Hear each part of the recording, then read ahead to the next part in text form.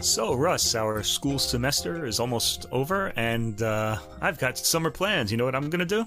How many guesses do I get? Just one? You're going to listen to all your CDs? You're right. Yeah.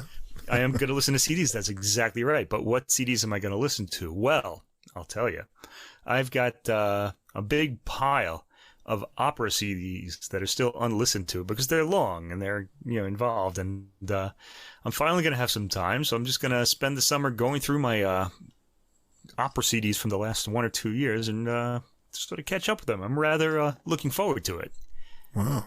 I don't know if I could listen to that much opera myself, but yeah, well, I can. I like it enough, but this is one of the reasons we don't do any opera, like full opera performances on this podcast is they're just really time consuming. It do take a long time. It takes a lot. There are a lot of elements to discuss as well, and it would just take a lot of work. I think that would have to be a separate podcast. So I know we have, as someone who's written about classical music in the past, I know that the majority of the classical audience are opera lovers. There are more people who like opera, I think, than like, say, instrumental music. So we probably have a lot of people out there wishing we would talk about opera. Maybe one day I'll do like a spin-off podcast on that with somebody. We'll see. I don't know. But for now, there's just no time during the week to do this. That's interesting. For me, I can enjoy an opera performance, with the visual aspect and the music, but just listening, I'd much rather go with, orchestral works. That's another topic, and this is also an idea for a whole other podcast. Is the visual element? I would normally say helps, but now there's this whole trend going on in opera where they'll reset the time of the opera to something more modern, and I really hate this. I just hate seeing like guys in 3-piece suits, Mozart opera, it's so ridiculous. Women in pantsuits and stuff. It's just not right. They're trying to save money on costumes. No, it's not that. They're kind of, I think they're trying to sort of, say, oh, look, this is so relevant to today. And, but it is, but it isn't in that way, in the way that they're trying to make.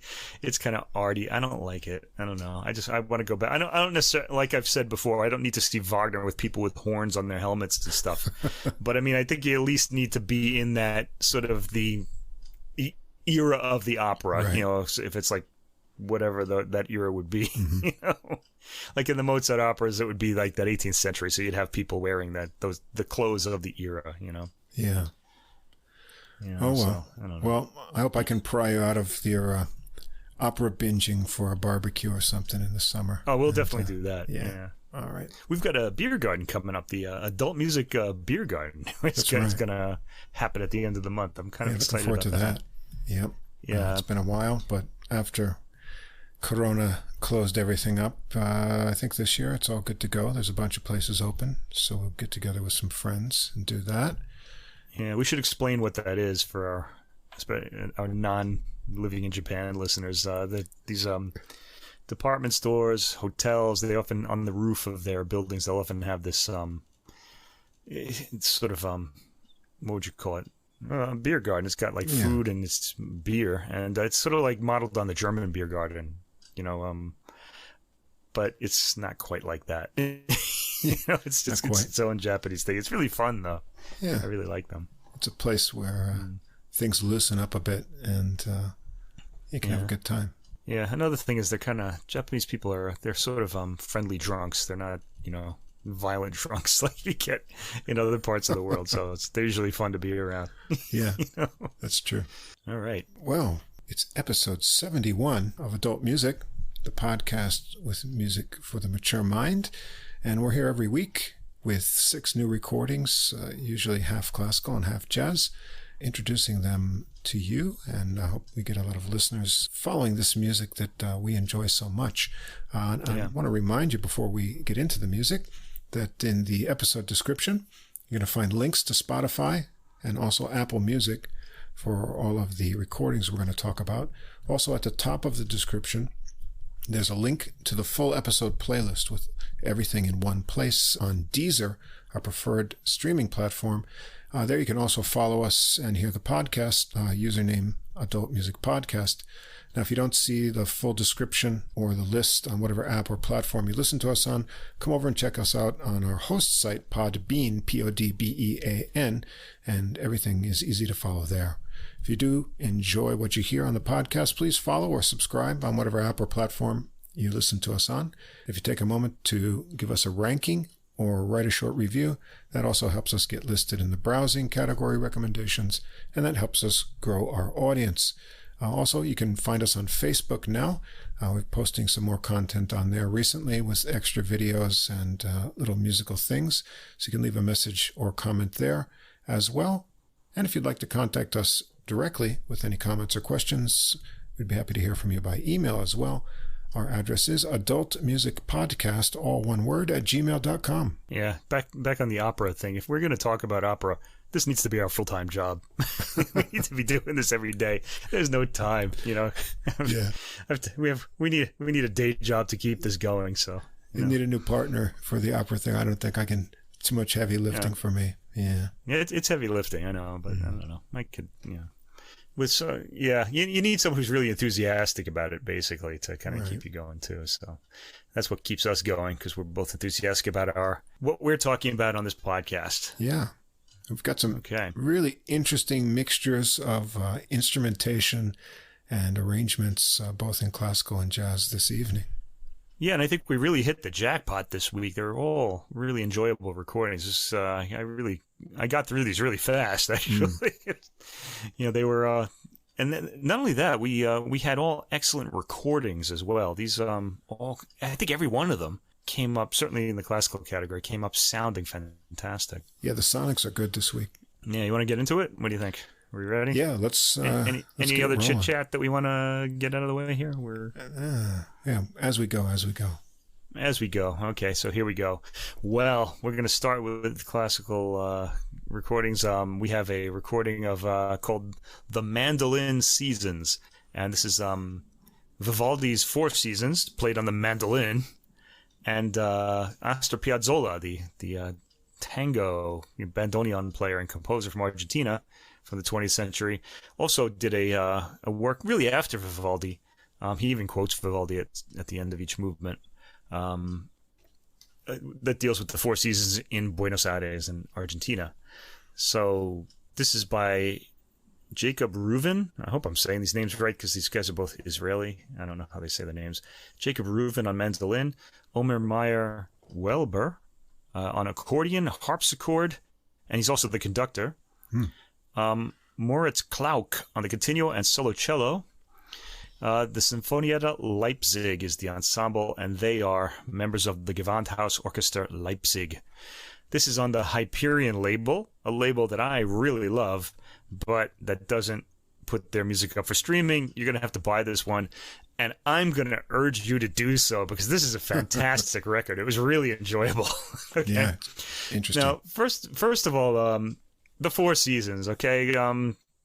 This is the one work that people come up to me and they say, oh, I like, when people want to get into classical music, they'll kind of like say, oh, I like the Four Seasons. They'll say it like apologetically, like it kind of makes them like uncool or something. No, it doesn't. It's a great work. That's why people like it. It's just not as complex as other works, but it's not harmonically complex, but it's got some pretty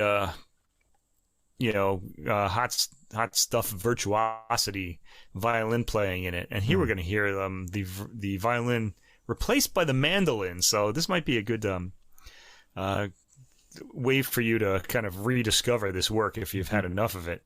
It gets recorded a lot. In fact, I think there are 3 big recordings of it this year on different instruments that I might we might talk about one more of them eventually, but we'll see. All right, so this is on the Hyperion label, and before we get into the music, I just wanted to mention the interesting cover art. It's called Sesame, and it's I don't know who did it. It's copyrighted by Christophe Benichot Architectures, so I guess it's from some catalog or something. You should check it out. You'll probably see it on the link when we put that up, because it'll be the Hyperion link. It's kind of like this cement cube with openings in it, and the opening, the part that's been taken out of the opening is leaned against it. And this cube, this kind of like light brownish kind of cube, I guess, or it could be white, is in the desert or something that looks like a desert. And there's some guy walking away from it. It's very strange, but it is evocative, I have to say. Caught my eye. Anyway, so we have some rather unusual artwork for the cover there. Okay, so our soloists here, both Reuven and Wellber, are Israeli and grew up together in the desert of Beersheba. They've been friends since childhood, and both very musical. I think Reuven studied his mandolin, and Wellber went into more conducting. So their relationship professionally these days tends to be Wellber conducting the orchestra that Reuven is the soloist for. But on this case, they've sort of changed that up because Wellber is playing the accordion on this too, which is a really welcome and interesting timbre to be hearing in these works. Maybe not so much in the Piazzolla because he played the bandoneon, which is a similar instrument, but certainly in the Vivaldi works. These are really unique. All right, well, Vivaldi, you might, people who listen to Vivaldi might know that he wrote a lot of concertos for the mandolin, so why aren't we hearing those? They're actually far less complex than the Four Seasons and than the violin concertos that Vivaldi wrote. And they're not as vibrant or virtuosic either.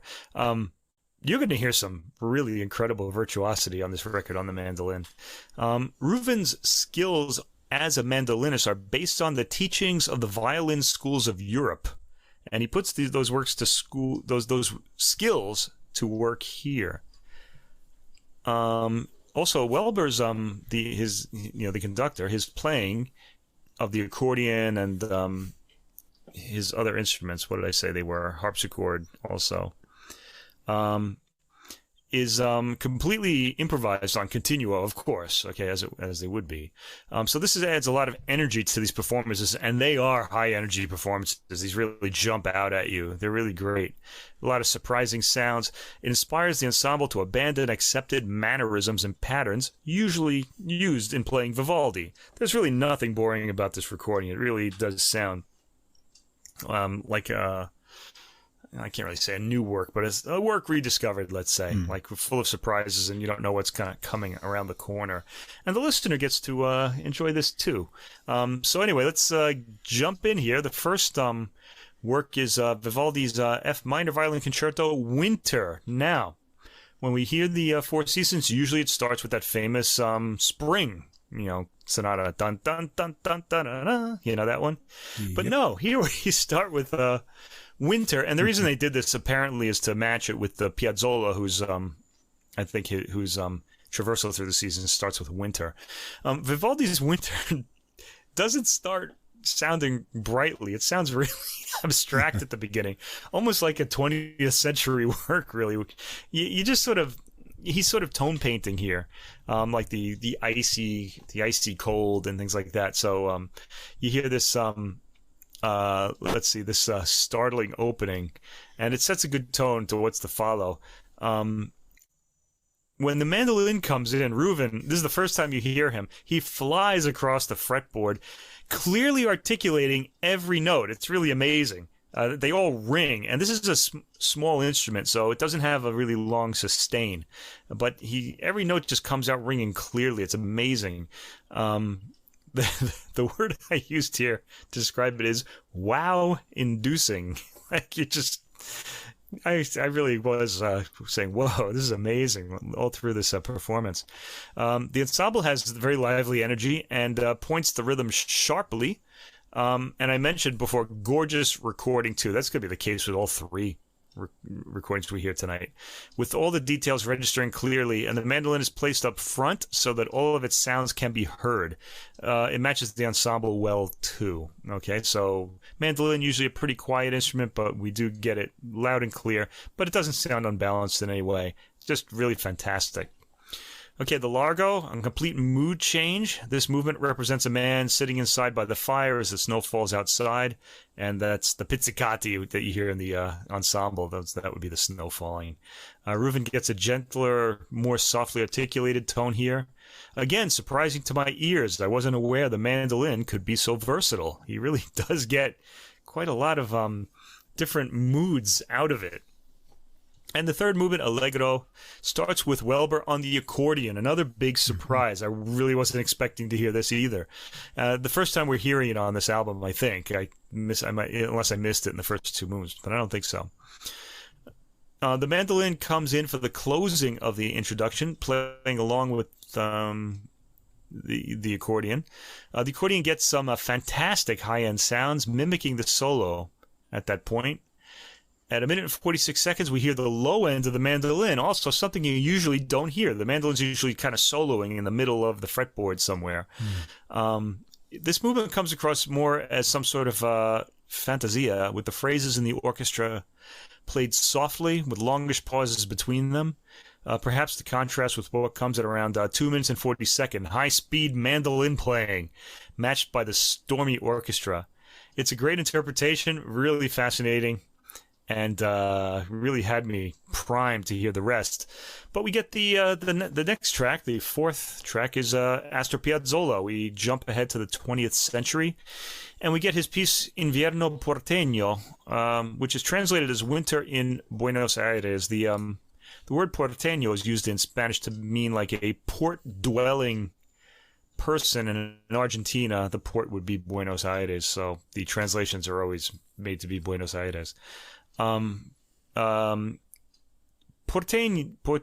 are people who immigrated to Argentina from Europe, and they're kind of they're Italian, Spanish, and French, most of them, and they distinguish themselves from the Criollo, who are colonial Spanish and ancestry, mestizos, indigenous people, and mulattoes. So there's quite a diversity of people in Argentina. Okay, Piazzolla's work, I'm guessing, here was originally for the bandoneon, and Reuven here, he heard the Ukraine-born composer Leonid Desyatnikov's arrangement of it for the violin, and he refashioned the work for the mandolin from the violin. And it was originally for the bandoneon. You know, you have an accordionist here. You figure he could come in. So this has a slow tango feel to it, this piece. There's something a bit heavy and sad about it, as is pretty typical of the tango. The orchestration has a nice burnish to it. The mandolin comes in, plays its line here, playing some of those low notes again, which are so interesting for the ear. The mandolin gets some solo space in the first minute and disappears as we hear a low accordion. Very atmospheric, and again, interesting timbres from soloists as well as ensemble in this arrangement. We hear a lot of repeated note figuration from the mandolin. I love the way the pizzicato bass registers in the 5th minute as the mandolin solos up front with double stops and repeated notes. I guess you can call them double stops on a mandolin. Okay. Excellent recording, as I've mentioned. In the 6th minute, I'm just really amazed by this recording all the way through. I think I kept mentioning it here. In the 6th minute, in the mandolin solo, there seems to be a reference to the second movement of the Vivaldi Winter Concerto we've just heard. It's brief, and the piece ends quietly. Yeah, when I heard this was the first of the pieces I heard, and Piazzolla ends all of these with the reference to the Vivaldi Concerto of the same season. Right. Yeah, which made it kind of fun. All right. Next, we have tracks 5 to 7 is the very famous Spring Concerto, E major, from Vivaldi. And this starts with the very famous first movement, sounding rather less springy in its rhythm than the violin recordings. But once the mandolin comes in, we're in fascinating territory again. And hearing the mandolin with the other strings are making sort of like, it's supposed to be a tone painting of bird sounds. And we've gotten more sophisticated in recent years with bird sounds from Messiaen and people like that. But, well, there's nobody like Messiaen. But so these are supposed to be birds. And the mandolin really isn't very bird-like, but does quite well to, frolic with the birds here. Okay. It's odd to hear the mandolin timbre with its plucked kind of texture in this very familiar work, but it's very enjoyable. The very fast figuration beginning at 1 minute and 50 seconds in the mandolin comes off impressively, as it does throughout this album. Again, every note ringing clearly at high speed. Gorgeous playing all the way through by Reuven. Okay, second movement, Largo, pianissimo sempre. This is another tone painting of a man sleeping on a hammock while his dog, which is the barking cello notes, is barking. That's the sound of him barking. The mandolin line is his dream, so he's kind of snoozing, and the mandolin line is sort of like his drifting thoughts as he dreams. It's very sparse and requires legato of the violin to put across, but it's well shaped here. Remember, the mandolin doesn't have a very much ability to play legato. The decay is very, very fast. But Reuven shapes the melody very well. Despite all the space between the quickly decaying notes, we follow the line easily. It's beautifully shaped. The accordion comes in for the second round of the man's dream melody. It's very quiet, and I like the atmosphere it sets. This is a really special setting, or sort of arrangement of this movement. Well worth hearing. Third movement, Allegro, is the another famous movement, the pastoral dance for spring. The pastoral quality of it is indicated by the droning bass, and so it's got this kind of countryside kind of sound. Droning bass is usually like a sort of bagpipe called a musette, which is a lot lighter than the bagpipe of Scotland. It's softer. The mandolin accompanies the opening, and its plucking sound is clearly discernible in the texture. He plays triplets. They absolutely dance along to the ensemble. The rhythmic profile is really in relief. It sounds, you have no doubt what sort of note values you're hearing, or what the key signature is. This is a bit slow, but it still captivates. Everything is beautifully articulated, including the rhythmic figures. The accordion comes in at about 2 minutes, and it trades lines with the mandolin, beguiling for the ear. These two, the way they kind of interlace their lines, too, you can tell they've been playing with each other for a long time. The arrangements are inventive. The orchestration, speeds, and profile, given the rhythm, all highlight the picturesqueness of the music and add to the rustic feel. Again, total thumbs up here. All right, so we get to Piazzolla's Primavera Porteña, Spring in Buenos Aires. This starts with a solo violin, which was a real surprise, too, because we were expecting the mandolin, of course. Other strings enter and play in polyphony. The mandolin emphatically enters at about the 30-second mark and takes the opening violin's line. He plays with quite a bit of passion, put across by his bold, strong attack. Again, something else you don't really associate with the mandolin. The section changes at a minute. Oh God, I got the time wrong here. But it changes to something more wistful, I guess, at 1 minute and 55, and gentler. And we hear pasteled strings in the orchestra and a gentler attack full of repeated notes by the mandolin. At 3 minutes and 43 seconds, we're back to bold playing in the mandolin as the opening material repeats. The mandolin tone is as full as I've ever heard a mandolin sound, set in contrast to slashing string accompaniment. The piece ends on a strong downward accent and a brief, quiet chord. We then hear an almost mechanical playing, sort of like a music box. I don't mean mechanical in a bad way. I mean like in a music box style, of the opening of Vivaldi's first spring movement. Dun, dun, dun, dun, dun, dun, dun. It appears twice, and the piece is over. Very charming. All right, we move on. Violin Concerto in G minor by Vivaldi, Summer. We have a tranquilly taken intro with the accordion included in with the strings. The skittering line that then erupts out of the mandolin is another virtuosic feat, clearly articulated at speed. It's interesting to hear the accompaniment with the timbre of the mandolin over it. The solo violin blends in, but the mandolin stands out. After a tutti separating virtuosic episodes, the accordion comes in for some lines. We then go back to a lightly picked mandolin over the stormy string figuration, which I believe represents a summer thunderstorm. I used to have a score for this work that it has all the everything that's being tone painted is written into the score, and I don't have it anymore, so I can't. I guess I can look it up on the internet somewhere. But I didn't try. Anyway, we hear the mandolin and accordion both blended into this stormy figuration, and something about the accordion's presence reminds us of tango and Piazzolla. It's kind of a really odd sort of thing. It's I'm wondering if that's drawn out intentionally. It's pretty interesting. Another link between these works, right there in that rhythm. I like the accordion's arpeggiations with the rising bass. With the rising bass arpeggio accompanying. I think the thing that gives me the tango feeling is the presence of the accordion and just that the rhythm that just happens to be happening at that time. It really struck me. This is in the first movement of Summer by Vivaldi. We get one more virtuosic burst from the mandolin and some accented accordion chords that again remind one of tango. Listen for that. That's at the end of the first movement of Vivaldi's Summer Concerto. Second movement, Adagio and Presto. Very quiet opening with the accordion softly playing the thematic material. The movement is played very softly, but when the accordion comes in and loudly when the strings appear. Okay, it's softly when the accordion comes in, loudly when the strings appear. And this movement seems to be arranged for that contrast. It really wants to sort of set those two things apart.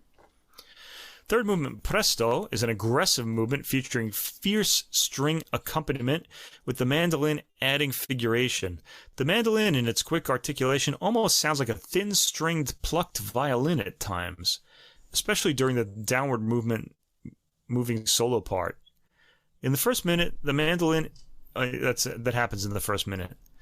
The mandolin playing is a constant wow throughout, but by now I'm kind of expecting this. You kind of get used to even the most amazing things. Okay, and I'm eager to hear how some of the violin's part is going to be taken. This is one of the charms of this. These are such familiar works, and you're just wondering how the mandolin is going to really approach this material, so it really just keeps you listening. Track 12 is Piazzolla's Verano Porteño, Summer in Buenos Aires. A heavy tango rhythm with strings and bass opens this piece. The mandolin comes in and plays a theme with downward glissandi. Reuven has such presence in his playing that every attack has your ears glued to his line. There are quick changes to the mood of each section, from quiet to loud. The mandolin seemingly picks all the way through. There's a pretty violent section after the 4-minute mark with a slashing sound, possibly on the mandolin, as the violins slash at the strings. This also ends with a reference to the end of the first movement of Vivaldi's Summer Concerto, or is it the third movement? Because they're kind of similar. I couldn't really tell. Anyway, we get to the last of the Vivaldi Violin Concerti, Autumn. This starts with the first movement starts with a standard string theme. The mandolin plays the melody accompanied by a cello and sounds music box-like with its simultaneous chords. The accordion comes in to take over some melodic duties from the strings. A lot of this movement is taken at a super slow speed. There's even a longish pause at 3 minutes and 38 seconds. A quiet section where the pizzicati violins mark time allows the accordion to breathe out some long, quiet notes, setting an exceptionally tranquil mood. Then the opening string theme bursts in again, and we head to the end of this movement. Second movement, Adagio molto, and here the mandolin really accompanies by setting up a tremolo effect while the harpsichord plays arpeggiated chords. And the third movement, Allegro, is the hunting theme, dun dun dun dun dun dun dun, dun pretty famous. Has the mandolin peeking out of the texture. It's played by the strings. Taken at a leisurely and unaggressive pace. The mandolin plays all of the double-stopped lines, and for the second verse, the accordion joins in, and the piece is transformed into a country dance, and maybe even a Middle Eastern one, because these sounds kind of take me out of, the Italian countryside. There's a section afterwards where the accordion and mandolin play a quick monophonic theme. Reuven shows off his fleet fingerwork in the next solo section, very satisfying, and we bid adieu to Vivaldi for this recording. But there's still one more track, Piazzolla's Otoño Porteño, Autumn in Buenos Aires. This has some percussive effects and a tango melody. The mandolin plays the twisting melody that emerges first. There are aggressive syncopation created by striking something. I couldn't really tell what it was. A cello gets a solo in the first minute. The cello solo is curvy and sultry and suggestive, with a come-hither feel to it. It eventually invites the orchestra back in and continues as the double bass marks time, and other strings provide tapestry. The cello gets a lot of time in this piece.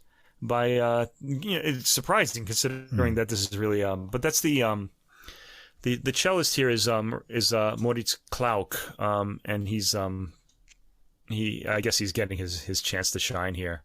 He's kind of continuo, but he's also the other soloist. By the 3 minute and 20-second mark, we get back to the opening theme with the mandolin in the mix. This section ends and the mandolin gets a solo by himself without any accompaniment. The resonance and wiry sound of his instrument is very clear here.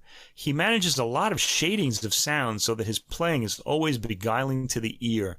There's a little tenderness from 4 minutes and 50 seconds until the orchestra quietly comes back at the 5 minute mark, leaving misty sustained chords for the mandolin to express itself over.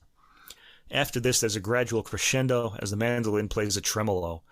We're back to wilder playing on the mandolin. A percussive sound like a block being hit is heard, and ends the piece with emphasis. You get a real sense of the fun that Reuven and Wellber are having performing these works on this album. I'd also like to indicate that one thing that makes this album so enjoyable is the constant surprising and interweaving of mandolin and accordion. The accordion, of course, associated with Piazzolla or the bandoneon, but it's an accordion-like instrument. It has buttons instead of keys, which matches the Piazzolla piece's association with Vivaldi. The accordion also appears in movements before the Piazzolla works to prepare the musical palette for them. There's a lot of, on this album, the whole big program, there's a lot of anticipating and preloading of what's coming next. And I found this very intellectually appealing as well. For example, we surprisingly, in the opening Winter Concerto by Vivaldi, in the third movement, we hear the accordion. And it's an instrument we associate, it's a sound anyway, we associate with Piazzolla, and then we're going to hear the Piazzolla work next. So there's a lot of that sort of thing, an anticipation of what's coming next. It's a well thought out performance and program on top of being beautifully played by the two soloists and virtuosically played as well. You couldn't ask for a better recording either. I'll give a shout out to the engineer, Justus Bayer, and the producer, Luger Birkenhoff. Fantastic, must hear. Sadly, you can't stream it. You can sample it on the Hyperion site. I would urge you to buy this, though, and hear it, though, especially if you like the Four Seasons by Vivaldi, because this is really something. It goes right to the top of my, well, maybe not the top, but it goes on the year-end list. It's going to have to be there. It's so good. Yeah, I enjoyed this one a lot. It'll make you think about Vivaldi in a whole new way. I had it on, and everyone knows this music, and my wife was walking into the room, and she's like, wait, she said, is that a mandolin? I said, yeah, it is, yeah. And so it makes you think about it completely, in a new way. And but I also found, the as you said, Vivaldi had mandolin pieces too, and it's interesting to hear the mandolin taking the the violin's role, and he's coming up with different techniques to handle the sustain and things. But the character of the accordion really transforms the Vivaldi into a different sort of dimension, really, and I enjoyed that a lot.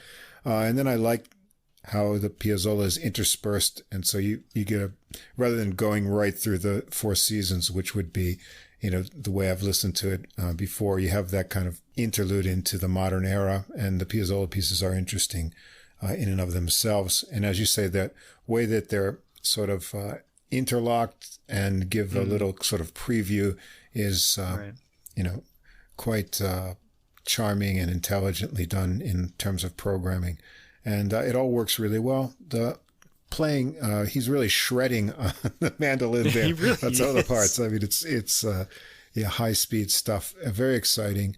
I like the sound of this kind of, I guess he sort of made a customized orchestra out of members of that group for it, reading the notes. Right, the Gewandhaus. So it's very tight and kind of dynamic. And as we keep saying, the sound quality is awesome. It's just a lot of fun and very exciting. So I think there's almost no one who wouldn't like this and kind of find it unique if you even have a passing interest in classical music. Right. I want to say something, by the way, about virtuosity that I sort of came to mind while I was listening to this album. Virtuosity has this real wow quality to it, especially if you can see someone doing it, because you can't believe someone's hands can move this fast and stuff. But there's one thing I noticed is there's something uplifting about virtuosity. It's sort of just, I think it has a way of focusing the mind, because you're so stunned by what you're hearing usually that you're kind of like all the clouds kind of part, and you're just sort of in this really good space when you hear someone playing an instrument with this kind of virtuosity. Now, I think as classical music listeners, someone like me who's been listening to classical music all his life, you hear this top-ranked pianist playing like a piece by Liszt, or some other like super virtuosic piece, and you just kind of don't think of it as special because you've heard it a million times before, even though like most people can't do it, But I think it was the freshness kind of brought me back to that realization. When you're really when you're hearing virtuosity, it's almost automatically uplifting. It's something for me, because it's just like this high level of human achievement, and so it's I just thought it was really special. So anyway, give that a listen. Anyway, onwards to the second recording we have in the classical choices tonight. Another excellent recording. This one is Debussy and Yves Balmer, or Balmer, I guess it would be if he's French. He's French. Poétiques de l'Instant, Volume 1. There are apparently going to be more of these. Oh. Okay. It doesn't say that on the cover, but it says it in the booklet note inside. This is by Quatuor, I guess Voce, V-O-C-E, Voce in Italian, but I'm guessing French it would be Voce. I don't know. It doesn't seem like a French word. Yeah. They're the main sort of ensemble on this album, and I have to say, I've discovered a new string quartet that I really want to go back into the back catalog and hear a bit more of, so I kind of looked them up. They've done a few recordings, and they seem like an adventurous lot. They kind of, I think in the booklet notes, they mentioned the Kronos Quartet as being an ensemble they looked up to, and of course, the Kronos Quartet from America, the United States, is very adventurous in their repertoire. So and these guys are to an extent. I mean, they're playing things that are in the repertoire, but we'll see what happens with them in the future. Anyway, we do get a new work here too. There are a few other soloists on this record. I will mention them as they come up. The Voce, the Quatuor Voce, consists of let's see, Sarah Dayan, first violin. Actually, they swap it. She's on in the Debussy string quartet. Cécile Rubin, who's first violin for everything except the Debussy string quartet. Guillaume Becker, viola, and Lydia Shelley on the cello. And there are other artists on this album too. This is on the Alpha label, the French label, and one of the better record labels out there. They're a label that I kind of check out every month to see what they're putting out this month. All right, so we start this out with Debussy's String Quartet in G minor, Opus 10. It's a fairly early work from the late 19th century, I think. I should have written the year down. Or is it? Maybe it's the 19th. I don't remember. Anyway, I think it was about the same time as Prélude de l'Après-midi d'Enfant, so that'd be like around 1895 or so. Anyway, around the turn of the century. First movement, Animé et très décidé. This is the first thing that strikes me about this is the full sound. This is another recording that has fantastic. It's a fantastic recording. Although I'm going to have a few things to say about balances, but we'll get to that. Not in this work though. This recording captures the warmth of the playing and all of its detail.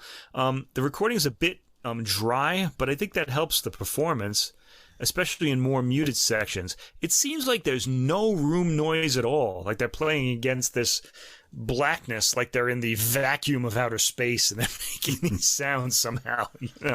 It's a pretty miraculous sounding recording. The performance itself is well shaped, with melodic lines flowing and also carefully separated from each other. Like somehow the way they sort of end their lines and start the new ones kind of marks the ending of phrases for the listener. Like they're really almost handing that to you. I like the textural changes the quartet give the work between phrases. Towards the end, we get muted phrases that register well. At 4 minutes and 50 seconds, you can hear how deliberately this movement was planned out. It's very careful, but not so that the piece's forward movement is altered. I like the way the rhythm registers at 5 minutes and 30 seconds in the cello. The ending phrase is beautifully shaped, if not as thrilling as it could be. Yeah, usually there's a big rush to the end in this movement, and here it's kind of more sort of carefully taken, so it doesn't give you that sort of like chill that you often get hearing this work. One thing that I love about this ensemble is the way they'll highlight rhythm.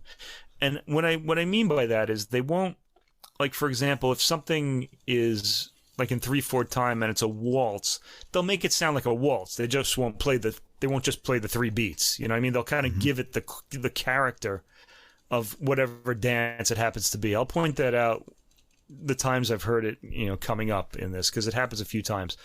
In Debussy's works, he tends to do this fleetingly and then go on to the next part. But it's pretty exciting. It's like you're getting a little glimpse into something you didn't realize was there. Anyway, the second movement, Assez vif et bien rythmé. The pizzicati at the opening have real presence. Detail is all clearly performed and captured by the recording. The pizzicati are strongly taken by the first violin. It sounds like someone's making popcorn. That's what pizzicati always sound like to me somehow. No bad thing, really. The melody is there. I think the accompaniment, listen to the pizzicati and the cello at 2 minutes and 20 seconds and afterward. It's more vividly taken than the upper bowed voices, which are nevertheless also very satisfying. This is a very musical rather than dramatic movement. Okay, I liked the flow that it put across. Okay, the wonderful third movement, Andantino, doucement expressif. This is the slow movement. This is my favorite movement of the whole work, really. Just if anyone wants to fast forward to that. It's a great work, though, in general. The opening section is taken gently and mutedly, again, with careful shaping of the melodies, perfectly judged tempo, as has been the case throughout. The middle section, this is where the real excitement for me begins. It begins at 2 minutes and 54 seconds. I love the chord at 3 minutes and 50 seconds with its open fifths, and it's rather underplayed here. I kind of like that to come out a little more. But again, this is all in keeping with their vision, the Quatuor Voce's vision of the long line of the movement, as opposed to highlighting local, interesting things. I'd say this entire performance is understated, going more for the long line, as I just said, rather than accenting local detail. The huge build-up to the crescendo that ends at 4 minutes and 40 seconds is rich in detail, as is the climax.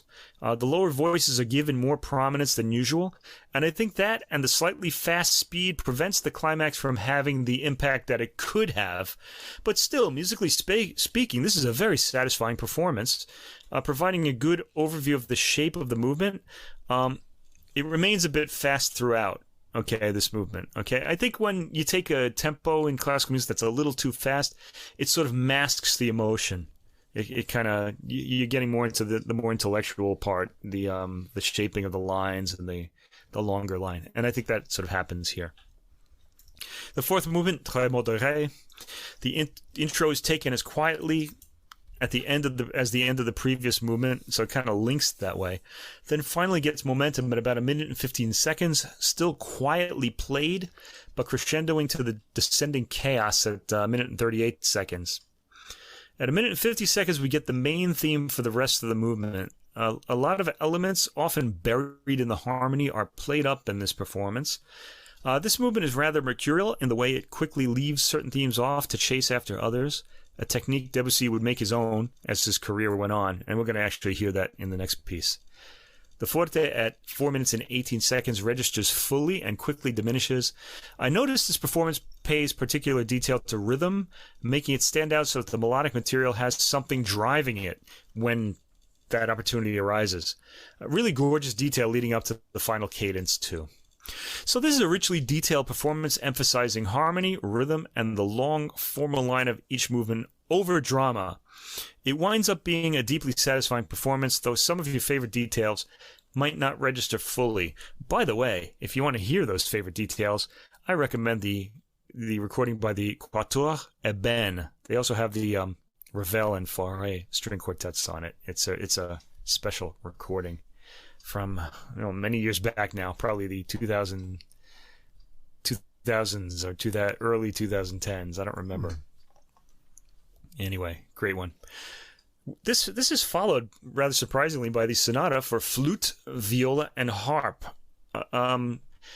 This is one of the last 3 works that Debussy wrote. He was working on a series of 6 chamber pieces, and he only completed 3 of them. And this really kills me because I love these 3 works so much, and I really wished I could have heard the other 3 that he died before he could write. They're so surprising and so inventive, and they're so interesting timbrally that it really seems to be a great loss. But I guess I should be positive because we have these 3.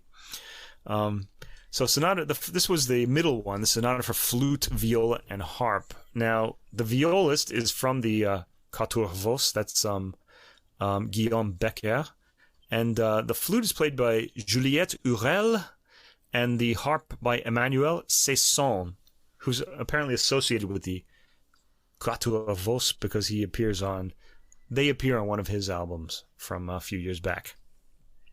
Okay. This is a beautiful piece. Think about that. Flute, viola, and harp. First of all, the flute and harp together are gorgeous. French composers, and especially Debussy, seem to write for these instruments more effectively than anyone else. They really bring out a special character of them. And this piece also includes the viola, which has sort of it's a larger violin, right? But it's got a darker sound to it. And it's a little more throaty, but it's higher than a cello. And it just makes for some really interesting timbres in this work. The first movement, Pastoral, Lento, Dolce Rubato. The harp starts it off, and what a fantastic full sound it gets. Beautiful recording, really all around.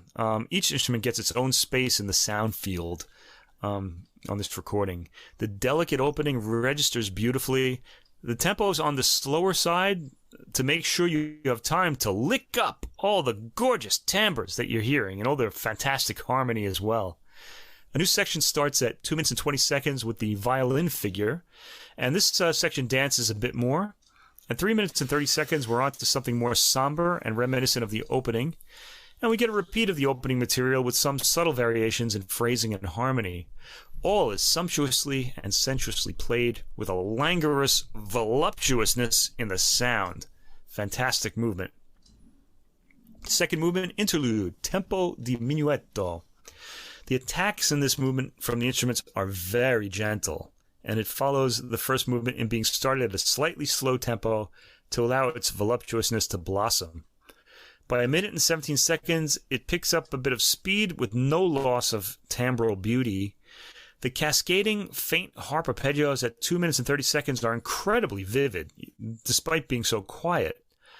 As with the string quartet, rhythm is accented, and we pick up some passing propulsive detail in the viola in the third minute that quickly fades.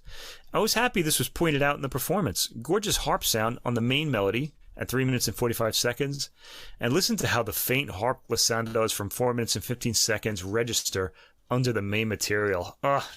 Gorgeous. This might very well be my go-to performance of this work.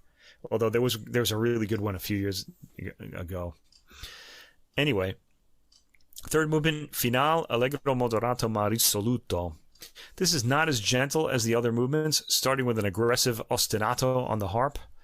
It comes in pretty loudly, and I've got the volume boosted a bit, I should mention. Listen to the harp briefly set a driving rhythm from 50 seconds to 1 minute. The material from 1 minute and 50 seconds comes across like a march, with a 1/5 in the harp marking time. Again, this is a detail I hadn't noticed before. The ensemble draws out the march-like quality of this section rather than just playing the 1/5, the tonic dominant, or in the bass. Again, from 3 minutes and 25 seconds, we get a strongly realized rhythmic underpinning the material, and it goes away by 3 minutes and 55 seconds, and we get the bright-sounding rush to the end. I thought this was stunning. A performance that does a lot to draw out the fleeting nature of the melodic material. I especially noticed this when the piece took on a strong rhythm that suddenly stopped it. Gorgeous recorded, sumptuous tone from the players. This is a performance to wrap yourself up in. Unmissable, really. If you don't know the work, hear this. Okay, tracks 8 through 10 are a new work by a young composer by the name of Yves Balmer. Yves, Y-V-E-S, Balmer, B-A-L-M-E-R. He was born in 1978, and this work called The Fragment Soulevé par le Vent is composed for this recording specifically. And he's taking his title, Fragments, I guess, Lifted by the Wind. It comes from a title from the poem by Philippe Jacotet, which I haven't read. He tries to capture some of the volatile sensations of the wind as it blows, its fluidity and fragility. And yeah, we do get a sense of that. This work, to be honest, kind of the sound, the way it sounds kind of reminded me a bit of Henri Dutilleux's work, Ainsi la Nuit, which we actually talked about, I think, last November. It's on a record by the Quatuor Eben, who I mentioned before, called Round Midnight, paired with Schoenberg's Verklärte Nacht for a string sextet. Okay, let's hear this new work. The first movement, Vif et très fluide. This starts out with some intriguing harmonics in the first violin, I guess. It's the highest violin. The highly sensitive recording picks up every subtlety the ensemble produces, and that's really necessary for this work. It really is very subtle. The material does have a kind of windy quality to it. It's continuous, glissando-laden, and the melodies are really, if you can call them melodies, the sounds, are really stretched out. It's a movement that, in the French style, allows timbre to carry its meaning. We hear all sorts of string effects, harmonics, pizzicati, sul ponticello playing, all of it maintaining interest. The recording does this work enormous favors. The background silence it's recording against is unworldly. There's no room noises at all, as I mentioned earlier. And not even chair creaks. It's like they're floating in space, like I said, somehow, producing this sound. It ends similarly to Debussy's quartet, which it was inspired by. The second movement is labeled Volatile. That's close to English of volatile. Like Debussy's quartet, this movement starts with lots of pizzicati, sounding like someone making popcorn. I like that metaphor, I guess. It's very quiet and gossamer thick harmonic tones. Gossamer thin, harmonic tones are produced. The pizzicati are back in the second minute, and it's a popcorn fest. It kind of sounded like there were loads of people in a building making popcorn in many rooms.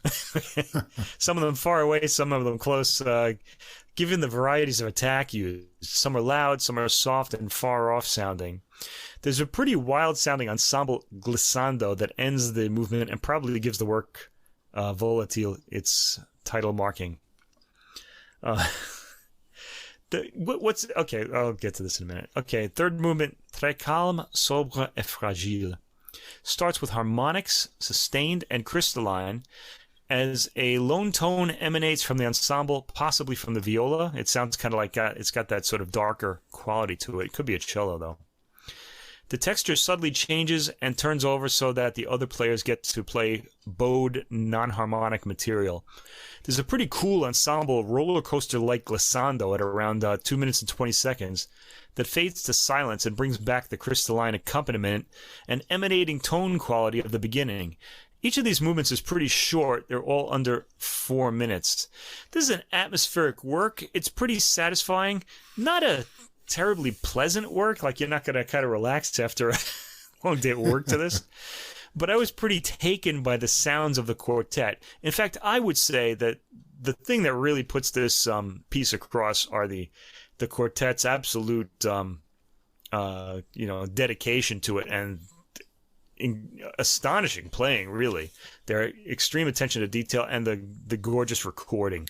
This is, if you don't like it, I mean, you're never going to hear this better played or recorded than this. And I rather enjoyed it, I'd say. I liked it. Okay. The album ends, the last 4 tracks, with Debussy again, his prose lyrique.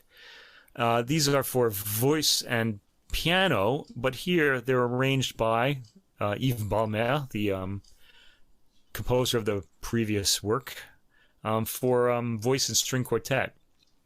And the poems are all by Debussy himself. And they're actually not bad, actually, I gotta say. He had quite the poetic streak in him. The first one, called Des Rêves, of a Dream. The soprano on this recording is Jodie Devos, and we've heard her before. We talked about her in the yellow sweater, She of the Yellow Sweater of last year's turtlenecks, recording. That was her. I like this voice a lot. And her, to me, though, here, it's an appealing voice. The quartet is great, but somehow in this work, her voice doesn't fit in with the sound that the quartet's making. The balance also favors the quartet, so when she has quieter passages, she gets slightly covered up by them. Now, I'm thinking that the ensemble or the engineer or Balmer himself, who made the arrangement, are thinking that the vocal is just another voice in the piece. But this is just my personal aesthetic. I never agree with this. I think if there are words being sung, those words need to be heard because they're the most important part. They have meaning that people can understand. Whereas music is going to have meaning as it plays out, instrumental. You have to hear where it goes first. But actually, each individual word has a meaning. Right. Now, people can argue back at me like each individual note has a meaning. Yeah, but not in the same way. It depends. If you're really relying on the timbre, then yeah, each individual note has a meaning too. Anyway, I like the interweaving lines of the string quartet has in the accompaniment, but I wasn't happy about Devos' voice being slightly obscured by, especially when she gets into her middle range and she's in the same range that the quartet's playing, and she kind of sort of disappears between the leaves, as it were, or the branches. You can't really make out every word she says. The poem itself is gorgeous and evocative of the past in the magical way French music and poetry has, as though the past is still with us, invisibly playing out as we live our modern lives. I really do like that quality. The Debussy and people in this generation were really interested in the ruins of the past, like walking around in the Colosseum or the Forum in ancient Rome, that sort of thing. These worlds and civilizations that have passed, and their remains are still with us. Anyway, next movement, De Grève, On the Strand. This poem by Debussy depicts waves over a beach, and it uses a metaphor of schoolgirls having their frilly skirts blown to depict the waves during a storm. Then all calms later, the moon caresses the waves. Boy, this is a really erotic poem, though he's not really talking. He's using the girls as a metaphor for what happens on the beach here. The moon caresses the waves, and they offer themselves in a way that I don't think schoolgirls would. But anyway, let's hope not. That's the erotic nature of this poem. Anyway, the arrangement for string quartet is compelling throughout, especially the wavering figuration at the end. And Devos is great throughout this work. At the beginning, I thought her timbre was ideal, way above the string quartet. But again, when she gets into her lower range, her tone matches the instruments too much, and she blends in, and the vocal line gets blurred with the quartet's lines. This is the arrangement's doing, I would say.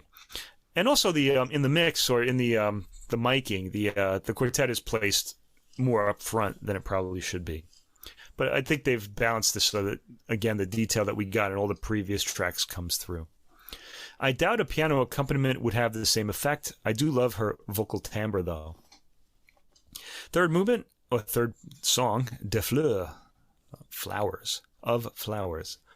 The orchestration here is a bit reminiscent of the string quartet we heard above, meaning Balmer's string quartet.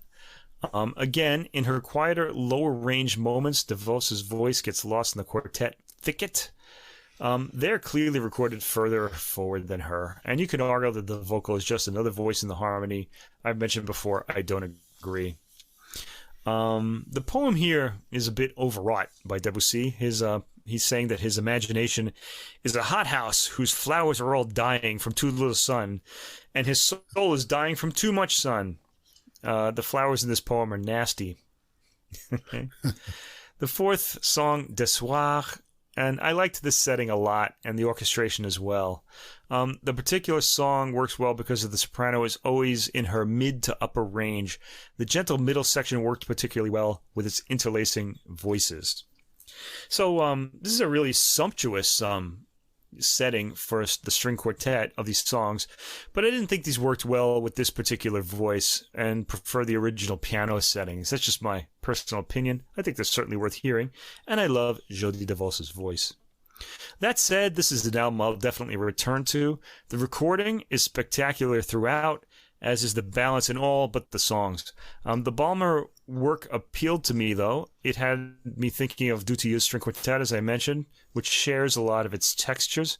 A good way to discover these works and hear something new is on this album. So this is a good introduction to these Debussy works.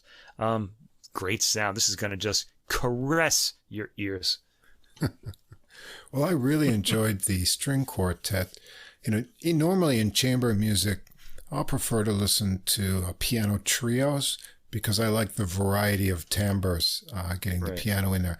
Only strings, sometimes I get a little bit bored. Not here, because Debussy is able to bring out all kinds of varied timbres with the different techniques, especially when you get into that wonderful pizzicato stuff in the second movement and, then the different quality in the third movement.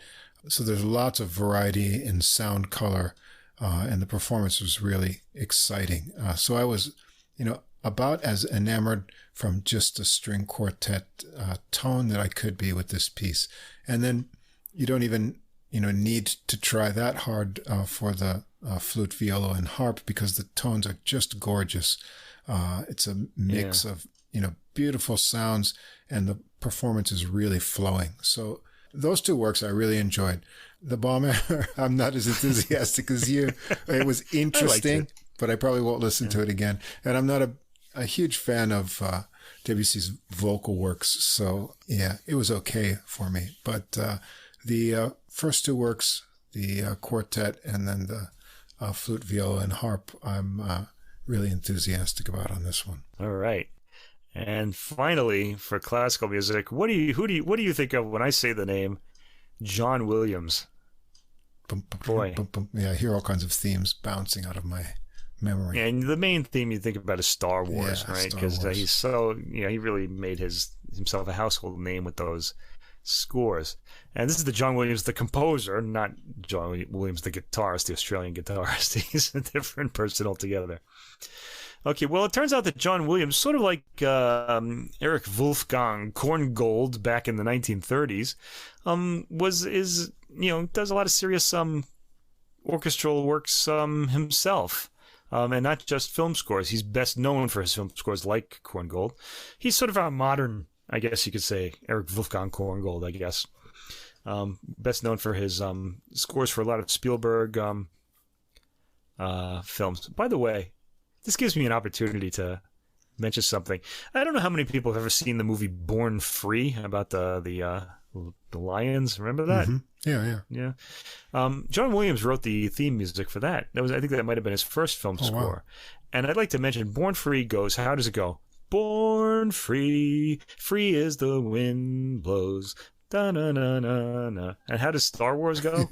Dun, dun, dun, dun, dun, dun, dun. It's the Born Free theme upside down. Yeah. We're on to you, John Williams. Anyway. Recycling.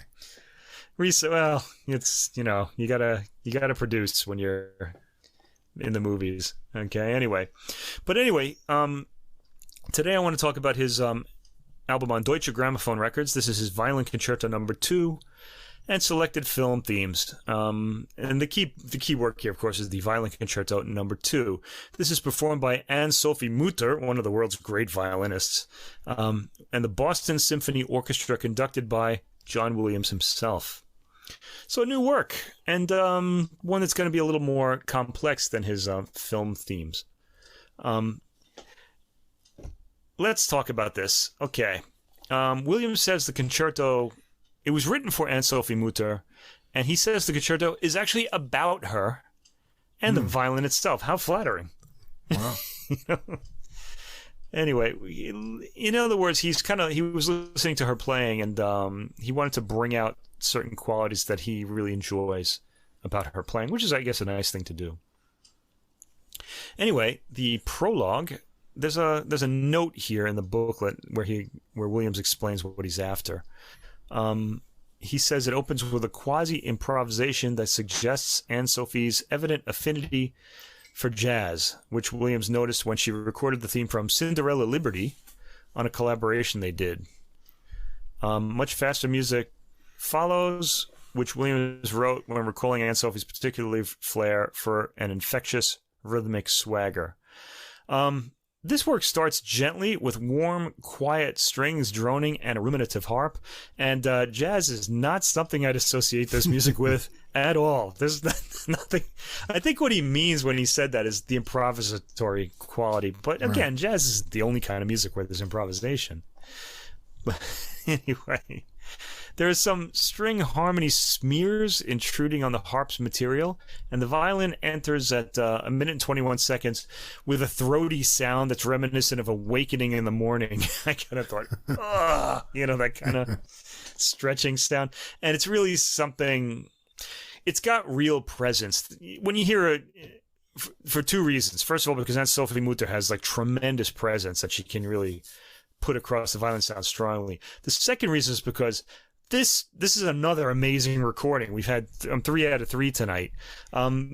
It's just so fully dimensional and just captures so much depth of the sound. It's really rather astonishing. Let me see. So the violin grows in energy. There's lots of presence in the sound. The rhythmic builds in momentum at the 2 minute and 30 second mark or so. There's a whip crack and a bass drum at 2 minutes and 40 seconds that changes the sound profile and is probably going to make you jump in your seat. Yeah. So vivid is it, man? It's an amazing recording. It's like it was in the room with me. The piece gets agitated again with the violin gaining in virtuosity. And as we've come to expect from Williams, the scoring is sumptuous, warm, and generous, with a lot of timbres adding up to the overall effect.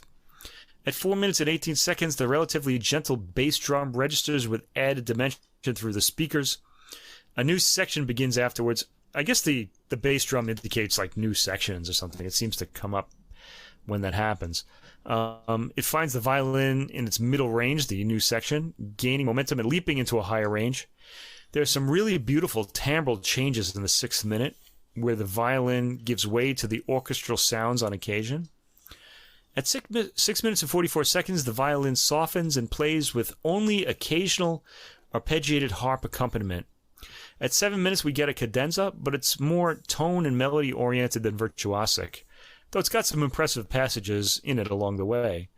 I'm pretty amazed at how clearly the recording picks up changes in Mutter's bowing. We can almost tell which way the bow is moving from the recording. It's so clear.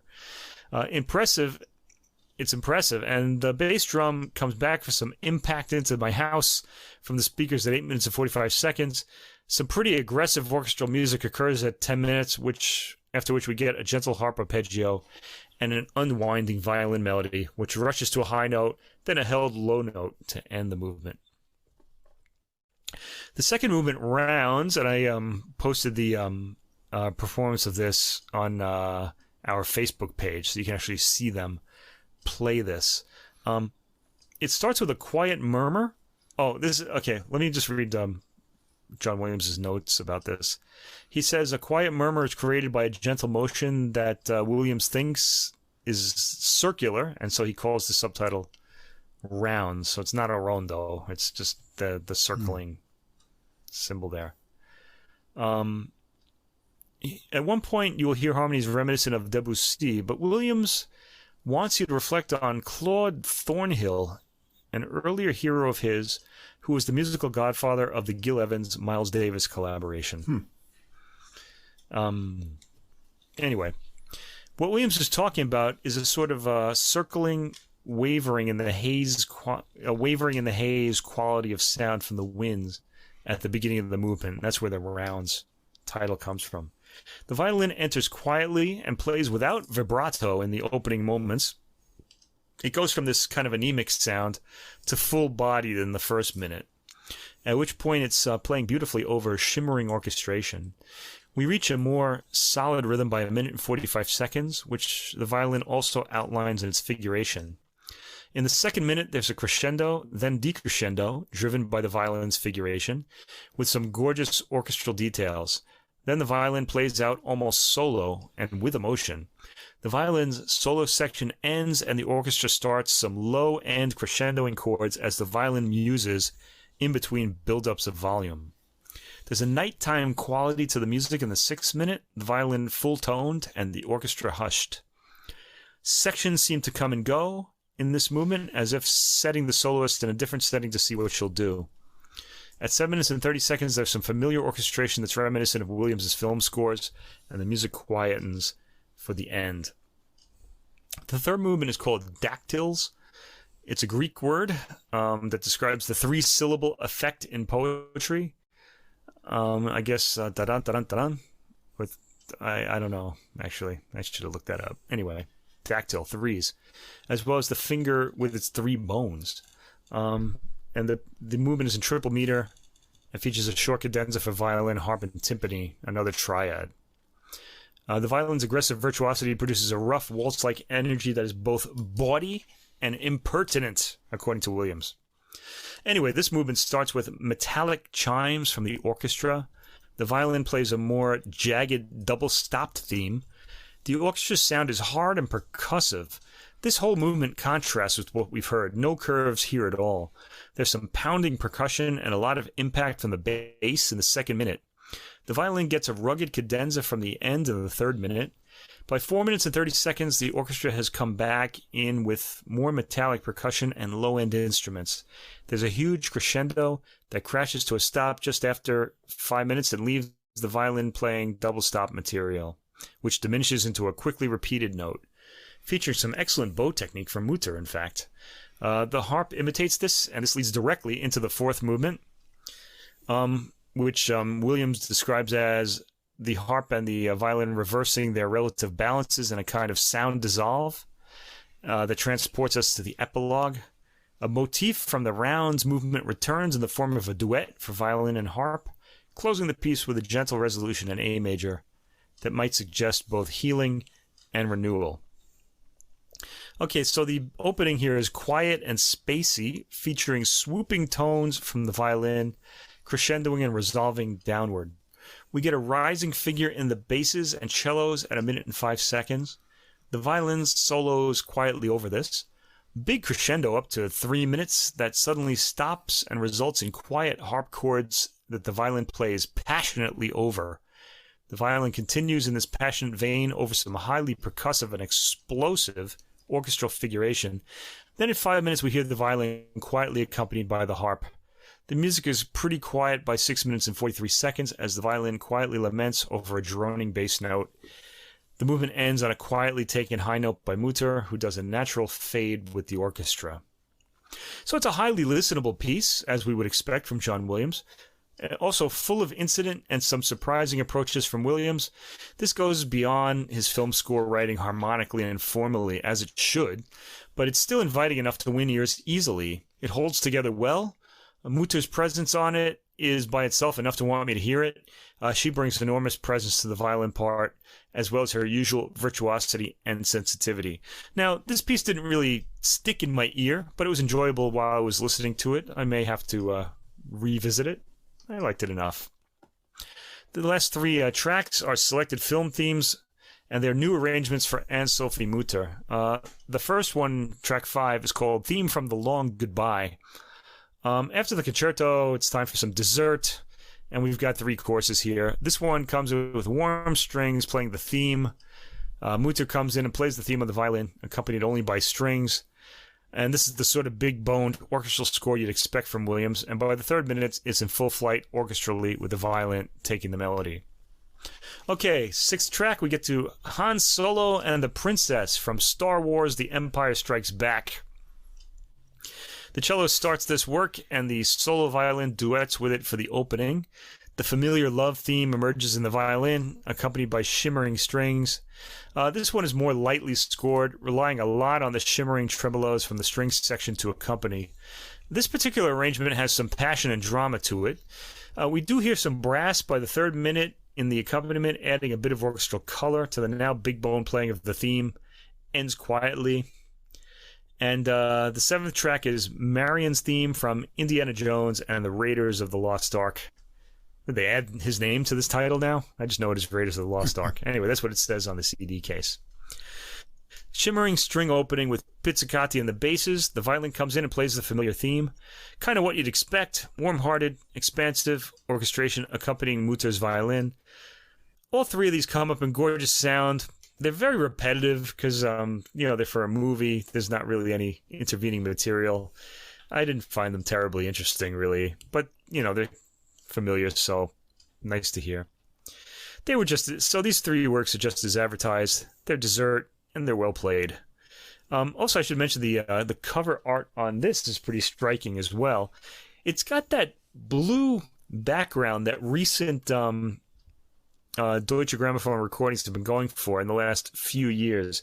And it's a performance of John Williams conducting and Anne-Sophie Mutter standing in a strapless canary yellow dress against this blue. It's really striking. She the dress is the color of the Deutsche Grammophon scroll.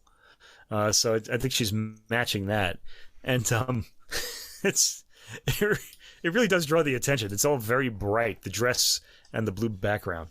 So I don't know. I think, if you like John Williams' music, give this a listen. You might be a little surprised. There's more to him than Star Wars, if you're not familiar with his concert work. Yeah, this was interesting because, we had done a Nino Rota recording before, right? Another person who's known for their themes, but also wrote serious we did the chamber music. Chamber works, we did his that was really good. I remember that one. Yeah. So this was really interesting to me because I hadn't listened to any of John Williams' serious classical works before, and I was surprised by the real modern harmony he used, especially in the first movement and the things he had the violin doing.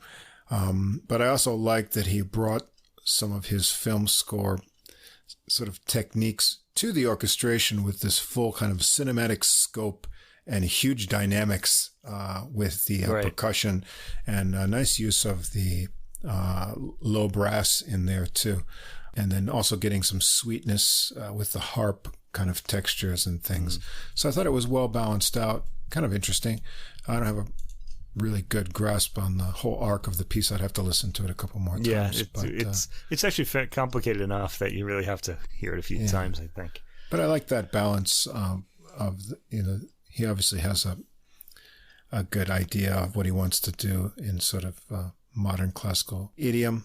And as I mentioned, the harmony was intriguing, but I liked that he brought some of those satisfying, especially that one beat. As you said, you'll jump out of the chair when you hear that huge boom. There are quite a few moments like that. In the bass drum, So that was good. And as I say, these other themes, they're well played, but they're kind of just filler on here. The arrangements are nice, featuring her violin in the new arrangements. I thought the theme from The Long Goodbye was really sweet sounding, highlighted her tone. But it's kind of interesting to hear what he's able to do in. How old is he now? He's got to be getting up there. I think he's 80. He's probably around 80. Yeah, great. Still writing new things.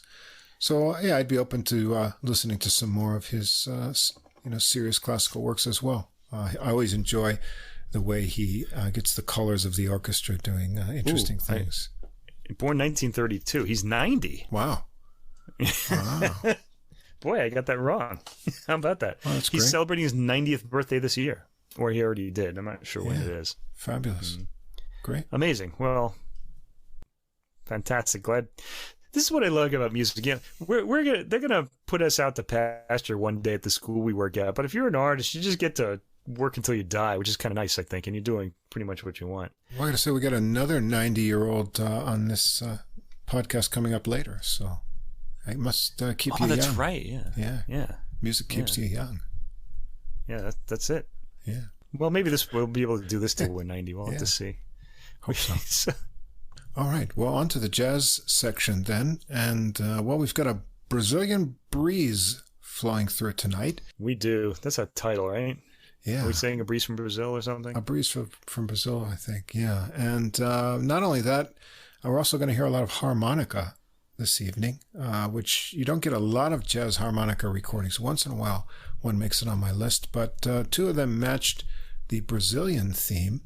And so I figured I'd work all that together. We're going to start out with a recording that has been on my list for a while. And, normally I'll pull out recordings. I try to keep it fresh within the last 2 months. Now, this recording goes back to March. And when I heard it, I really fell for this recording right away. And I shared it with you. And I know you really liked it too. But it just sort of slipped through the cracks of being able to get it with something else. And I was kind of removing all the releases from April and earlier from my list because it was growing. And I said, you know what? We're going to get this one out there because everyone needs to hear this. If you even like Brazilian music a little bit, this is such a pleasing recording in almost every way. And this is on Gateway Music. It's Cadência, Verde y Amarela, so green and yellow cadences, which are reflected in the colors on the cover. And this is by the Danish bassist Morten Ankarfeldt and his fourth collaboration with Brazilian guitarist Caio Marcio Santos. And for this recording, they've got the Brazilian flautist and saxophonist Edu Neves and a host of other musicians on here. And this is, I can't say enough about this recording. I'm so glad we finally got it on here. Me too. Actually, the other frustrating thing about this week's program for several releases was it was really hard to find information online, about all the musicians performing or the songwriting credits. I was having a real hard time with this one. And so I wrote to Morten, and he replied to me right away. So thank you, Morten, for sending me the full recording information for this release. So now I know who played what on every track. And I'm going to give credit as we go along. So anyway, on upright wood bass is Morten Ankarfeldt, the Danish bassist. Acoustic guitar, Caio Marcio Santos. Edu Neves on flute, wood flute, and tenor saxophone. Luisa Lacerda is on vocals on only one track, track 7. Matthias Hesse, I believe is the pronunciation. Harmonica on here, track 4 and 8. Christina von Bülow, alto sax on tracks 5 and 9. Baby Kramer, accordion, tracks 3 and 10. Cecius Thepperson, drums on 3 tracks, 3, 6, and 8. We've got a little bit of extra percussion on here too. Giovinano, the second, on Pandeiro, which is kind of like a tambourine, but I believe it has an adjustable tensioned head, so you can do some more things with it. And other assorted percussion as well. Bernardo F. Aguiar, also on Pandeiro, on tracks 2 and 9. Gabriel Policarpo on tambourine and conga. And that rounds out the musicians on here. So this, as I said, is the 4th album by the duo of bass and guitar on here, and also the 10th anniversary of their first playing together. And I really think the mixture of the flute and woodwinds on here makes it really special recording. So let's go through it. We're going to start with the track 1, Cadência. This is a Santos composition. It starts out with a lovely rubato theme on the guitar by Santos. Ankarfeldt on bass and Neves on flute join in just before 1 minute when it gets into its tempo.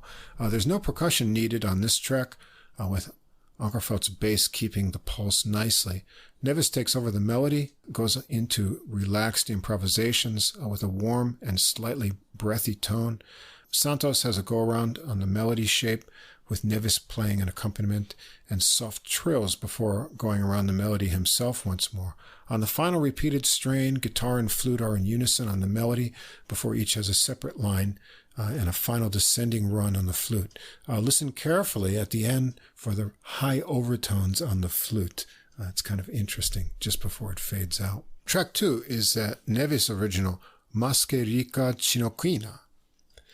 Santos' guitar starts this one out with a real infectious rhythmic chord intro. Bass, pandeiro, and conga join in, and then Neves floats the slinky melody on flute. There are cool little stop-time breaks where the others leave the flute on its own, creating anticipation. Then there's a second harmonized flute part added. I guess they dubbed it over there. Gives it a little bit extra effect on there. There's a break for a guitar solo, and percussion drops out, just leaving the bass underneath Santos. He has some nice smooth lines, incorporating some of the triplet ideas from the melody. The percussion joined back in to build it up. There's another little break into a return of the melody by the flute. Next, Ankarfeldt gets a bass solo. He's got a really nice, deep, woody tone, but he keeps the performance very rhythmic, playing a cool double-stopped fall, and then more double-stopped ideas and punchy intervals. There's another round of the melody on flute, and then Neves gets a solo himself. He sticks around the melody with some cool swoops and fiery, breathy figures. It ties back into the melody, and the second flute joins in on a repeat to the end. This one I had on, and it got my wife up and dancing off the sofa, which usually doesn't happen, because a lot of the music we play for this podcast puts my marriage in danger of continuing. But, this one was enjoyed by everyone around. Really infectious dance-like rhythm on this track. Track 3, another Santos original, As Aventuras de Oscar en Montreal.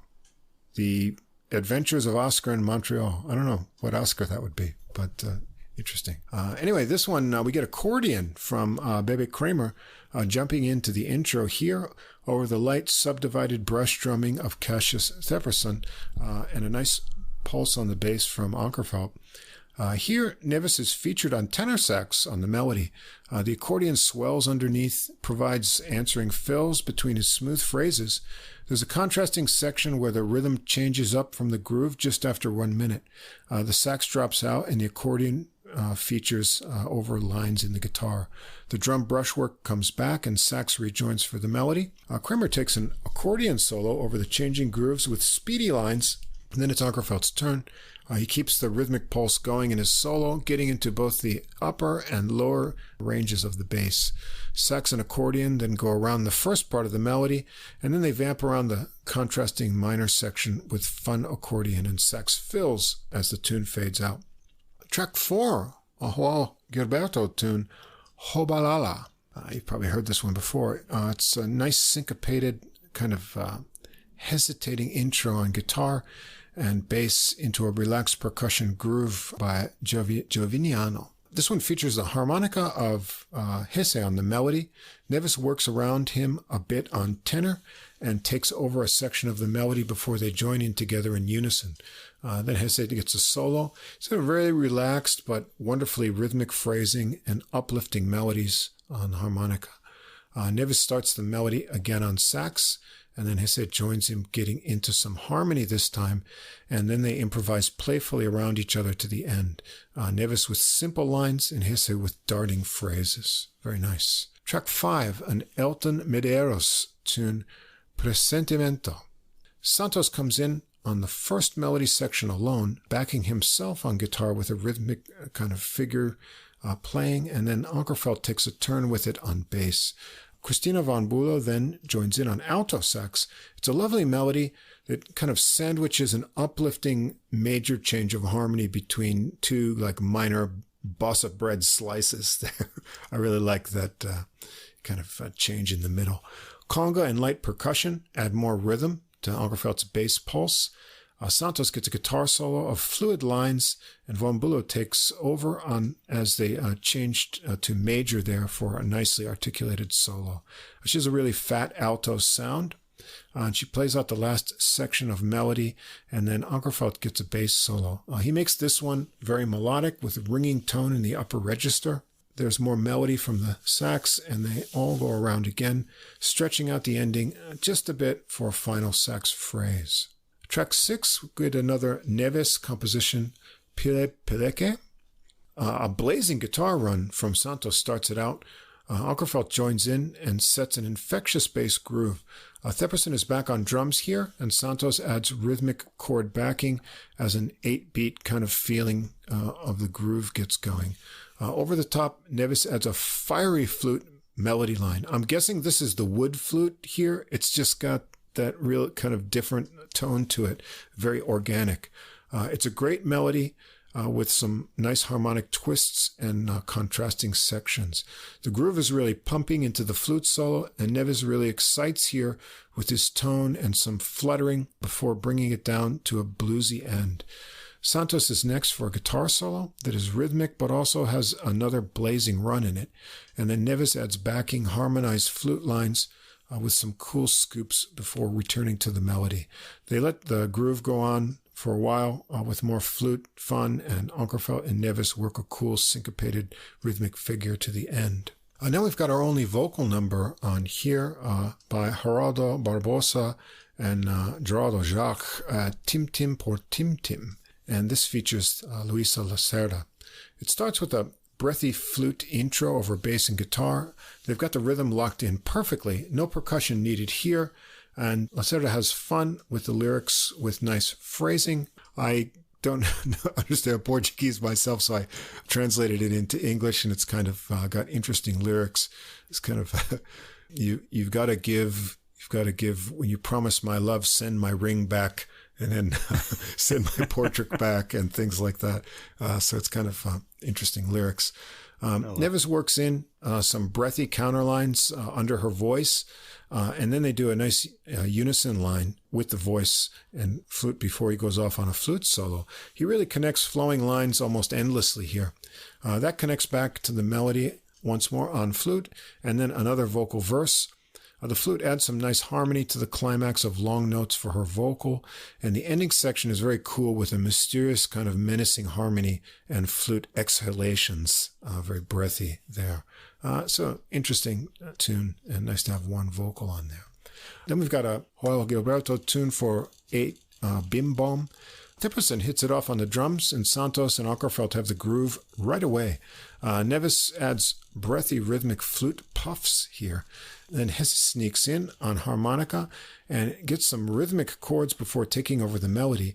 Neves supports on flute and takes over for a section before they join in together. Then Hesse has a solo, keeping the relaxed feel but showing some fast agility too. Neves is next with a flute solo that starts and ends in the warm lower register. And then harmonica and flute trade off phrases, join together, weaving lines before coming back to the melody with some rhythmic fun and a pretty harmonized ending. Track 9, a tune everyone knows, Antonio Carlos Jobim's Desafinado. Everyone knows it, but they give it an original intro, so you might not recognize the beginning because I think it's something they've arranged uniquely here. It's got Neves's flute playing some rhythmic figures before Von Bülow gets the famous melody on alto sax. Ankarfeldt has a nice bass pulse going, and Aguiar has some really nice accented pandeiro playing, keeping time with the light percussion. Neves adds some backing on flute behind the sax, and Von Bülow gets a melodic and breezy sax solo before Neves gets his own flute solo. And then the sax comes back, once again tying it into the melody.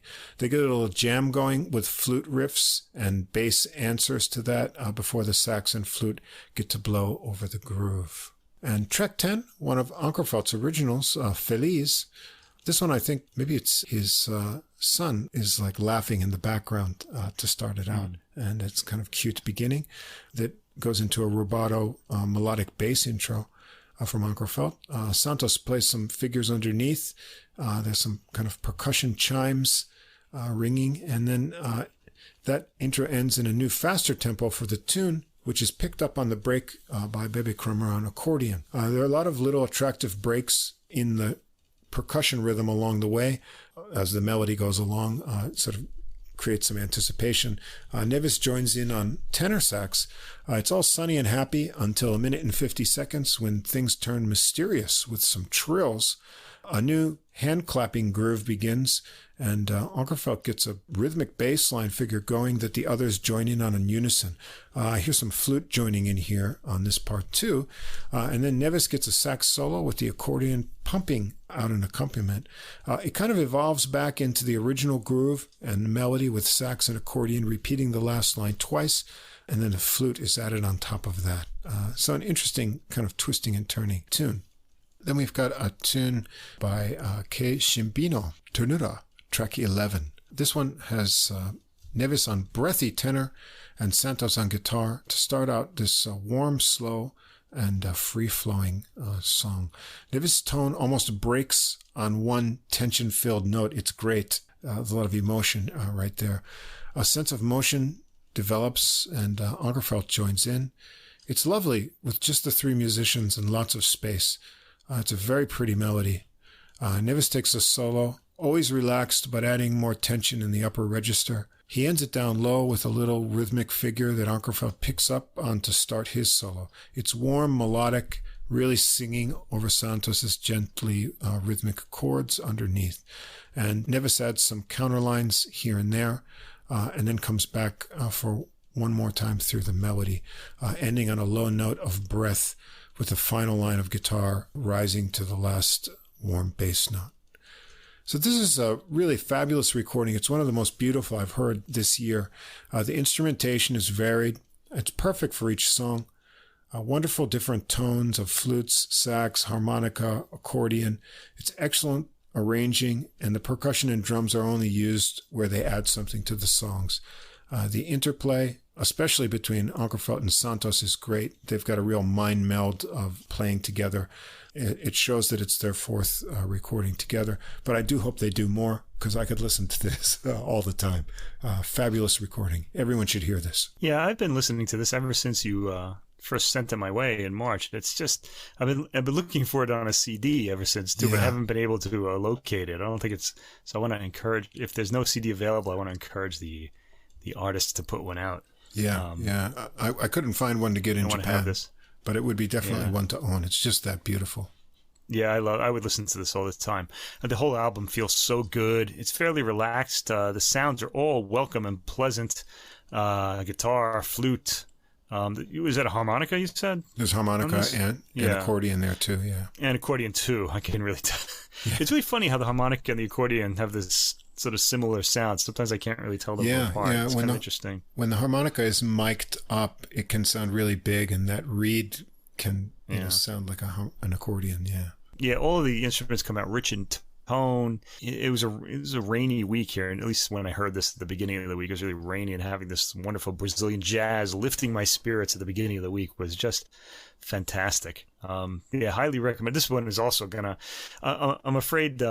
Because the way we do the end of the year is, I pick the 10 jazz and you pick the 10 classical. We sort of swap. Yeah. And I'm afraid this is going to be on my list, so I'm going to steal your fire a little bit. Yeah. You'll get to comment on it, of course. Yeah.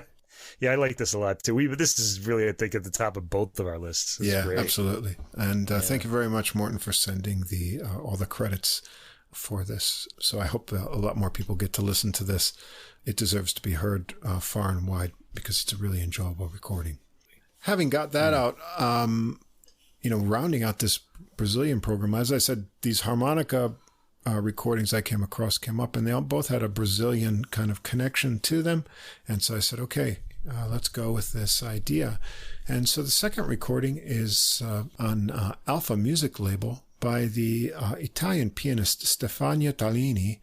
And she's with one of the world's outstanding harmonica players from Brazil. He's also a composer, Gabriel Grossi. And they have a guest, the Brazilian cellist Jacques Mellenbaum, who I guess is a big figure in classical music in Brazil. And this release is called Brasita. Tallini is a jazz pianist and composer who's kind of got an original piano and compositional style, which has a lot of influences from jazz, classical music, and also Brazilian music. She's got around 11 records of her own out by now. And as I said, Grossi is one of the world's top harmonica players here, and composes Brazilian music. And so it's kind of an interesting combination together here with some of their own original tunes. Now, this was the one that I had a hard time with because, I do like Brazilian and other South American music a lot. And I know a lot of composers, but I don't know a lot of composers too. So I always want to learn, the tunes. And a lot of times, on jazz recordings, they'll take some sort of kind of popular songs from, Brazilian pop songs from before that I would have no idea about and do a jazzier versions, and they may be really well written. So I want to know the names.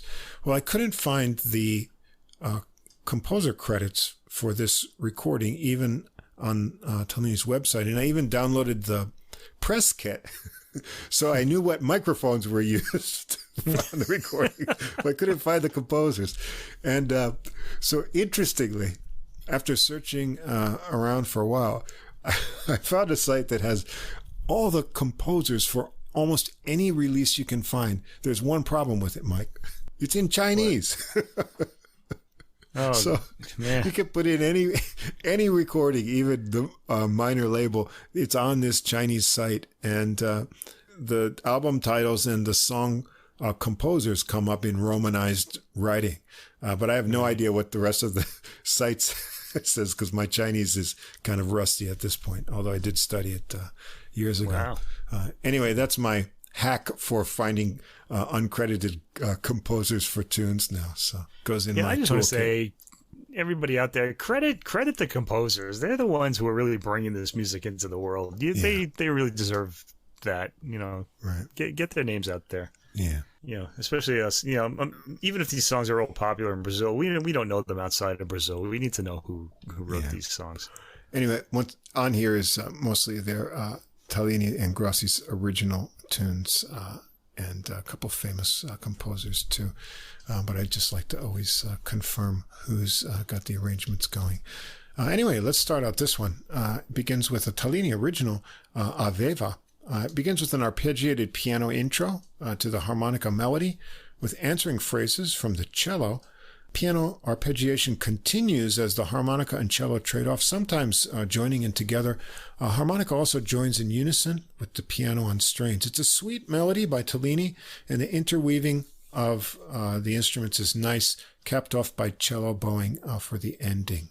So nice original piece, getting the cello in right away to add a little extra texture. Track 2 is Grossi's original piece, Hermanos. It's got a rhythmic piano intro, percussive left hand for the flighty harmonica lines. There's some rhythmic interplay that ensues, and then a faster tempo theme and main melody emerges. Grossi carries it with intensity, driven by Tellini's accents until it resets to a rubato piano section. Grossi returns emerging from the lower register, sounding almost like an accordion here. He's got such a thick tone. The intense rhythmic push returns in the piano, with Grossi playing impressively speedy lines above, reaching into the harmonica stratosphere range before another slow down to a piano interlude. Again, Grossi comes out of the low register with flutters and bent pitches before things return to speed and a surprise ending. Hey, and then we've got a tune by Puccini. This is a really famous one. O mio babbino caro, arranged by Tellini herself. Famous melody here. High register piano melody and nice accompaniment with left hand by Tellini make this introduction for Grossi to come in with the waltzing melody very softly. I like the little alterations of pitch he adds to the ends of notes and his articulation. The piano takes over the melody and it ebbs and flows over arpeggiated figures before Grossi returns for some improvisation. Nice phrasing that includes some interval gaps that I imagine are really hard to play on harmonica. Tellini has another section with more chimed out notes before a return to the melody played by Grossi and a unison joining with the piano before a final slower and softer ending. Then we've got Heitor Villalobos' composition, Festa do Sertão. Tellini really chimes out the rhythmic opening to this one. Grossi joins in sync with the melody line. There's a piano interlude that pounds to a softer reset for a new theme. Grossi flies with some impressive speedy lines. I think he's a bit overpowered in the mix by the piano sometimes. They return to the locked-in rhythmic melody, and the harmonica cuts through more clearly in the higher register. There's a new section that has the harmonica reaching both extremes of its register, and it pushes to a chiming climax before transitioning into another run through the theme and a dynamic ending. A super busy piano part on this one. Track 5, Antonio Carlos Jobim tune, Hola Maria. Intense piano start of the intro chords that turns mellow and melancholy and then begins the sextuplet left-hand figures that are notable from the original arrangement. Mandelbaum joins in on a high and sweet cello line, and then Grossi continues the legato lines on the harmonica before handing it back to Mandelbaum. Grossi then gets some shaky and bendy lines over the cello and piano before playing the legato line on his own and then trading it off with the cello. Grossi has another run through the melody and the high register in unison with the piano, and they close it out with a little more cello, piano, and harmonica into the higher register. Then we've got a tune most people will recognize, Ennio and Andrea Morricone's Nuovo Cinema Paradiso. I used to play this one on trumpet some years ago. Oh, really? Have you seen this movie? Yeah, of course. Yeah, I liked it a lot. It was good. Long legato harmonica notes over rhythmic piano make an intro for this. Comes to a little pause, and then Grossi carries the melody and has some nice improvisations on the famous theme. On the final run through the melody, piano and harmonica finish it with a unison line. So it's just a theme. I'm sure a lot of people know this one. Then we've got another Tallini original, Rido Tango. Trilly and free-floating piano intro is joined by cello and then harmonica as it becomes a bit mysterious and modal sounding. After a pause, a tango rhythm emerges in the left hand of the piano, and Mandelbaum adds some legato cello lines. Grossi joins in, and they are soon in a trio tango dance with rhythmic melodies. Mellenbaum has another nice lyrical improvised melody section in the warm middle register of the cello. And Grossi has a really energy-packed solo here with dazzling lines, and Tallini takes a solo too. She starts it more relaxed and works up into a rhythmic intensity of chiming chords and runs. The harmonica and then cello have another melody strain, each before coming in together, and then the cello doubles the piano left-hand tango rhythm and some interplay to the end. Track 8 is a Tallini-Grossi combined composition, Chopiniana. Coming from Chopin, or Chopiniana maybe it's called. This one has arpeggiated waltzing piano left hand and a legato piano melody into Grossi's harmonica melody. Tallini has a contrasting section solo on piano, and then Grossi joins in again for some improvising over the melody. He has nice phrasing and creates nice cascading lines that tumble to the rhythm. There's a final nice melody exposition in the high register of the harmonica. Track 9 is another combined Grossi-Tallini composition, Na Via do Bach. So you get a little Bach-esque kind of things going on here. It's an interesting rhythmic melody that has some Bach-like counterpoint that develops. Tallini takes a piano solo that becomes more free and rhythmically varied, but still has an anticipating push to it. Grossi has a solo that starts relaxed, but then shows off his impressive technique with double-time figures. They then work the theme in unison before splitting off into some diverging lines and a few false endings before it comes to a close. And track 10, the final one, a Grossi original, Nossa Valsa, and lush piano and cello melody in a medium slow waltz. Grossi joins in, and there's some nice interplay of harmonica and cello lines. Piano and cello take it through another section with a little slowdown until the return of the harmonica for the melody, again working nicely with the cello to a pretty ending. And that's it. So it's a pretty recording. It doesn't explore a lot of variety through it, but it does highlight Grossi's impressive harmonic virtuosity, and I like the blend of the cello in there too, and good sonics on this recording as well. Yeah, we've got good sonics like throughout really this particular episode. We have really a feast for the ears. I thought this record was gentle. It was very pretty.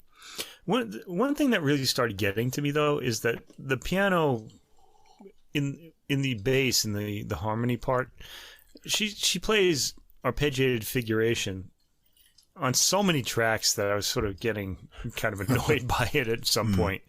It came on Only a Babino character, and it was on the first two tracks too. I was like, do something else with the left hand. Yeah. It's kind of I feel like that's kind of her sort of fallback. Like when she wants to play something, she'll just start doing that. But I feel like if you're making a record, you gotta think these things through. You do that once, you do something else. The piano is constantly playing. The sound doesn't change much. She's a good player.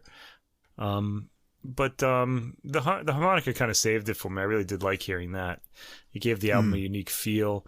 It was good. I wasn't terribly interested in it, but it was a nice thing to hear. It's pretty. I guess. Could use a little bit of might be more variety in arrangement of the a little more piano. variety. Yeah, I I'd agree say. with that. Yeah. Part of the problem with that kind of thing when you're playing the arpeggio figure, that's what all pianists, do when they're sort of improvising. Like classical pianists, if they're amateurs, they'll start playing some Chopin-like arpeggio figure. It's sort of like the go-to thing. So that's why it sort of bothered me to hear her do it so much. She doesn't do it on every track. I mean, she does do some rhythmic things towards the end, but I heard it a little too often. Yeah, I thought I could get a little more variety on that one. But, the next recording is going to have a lot of variety on it here.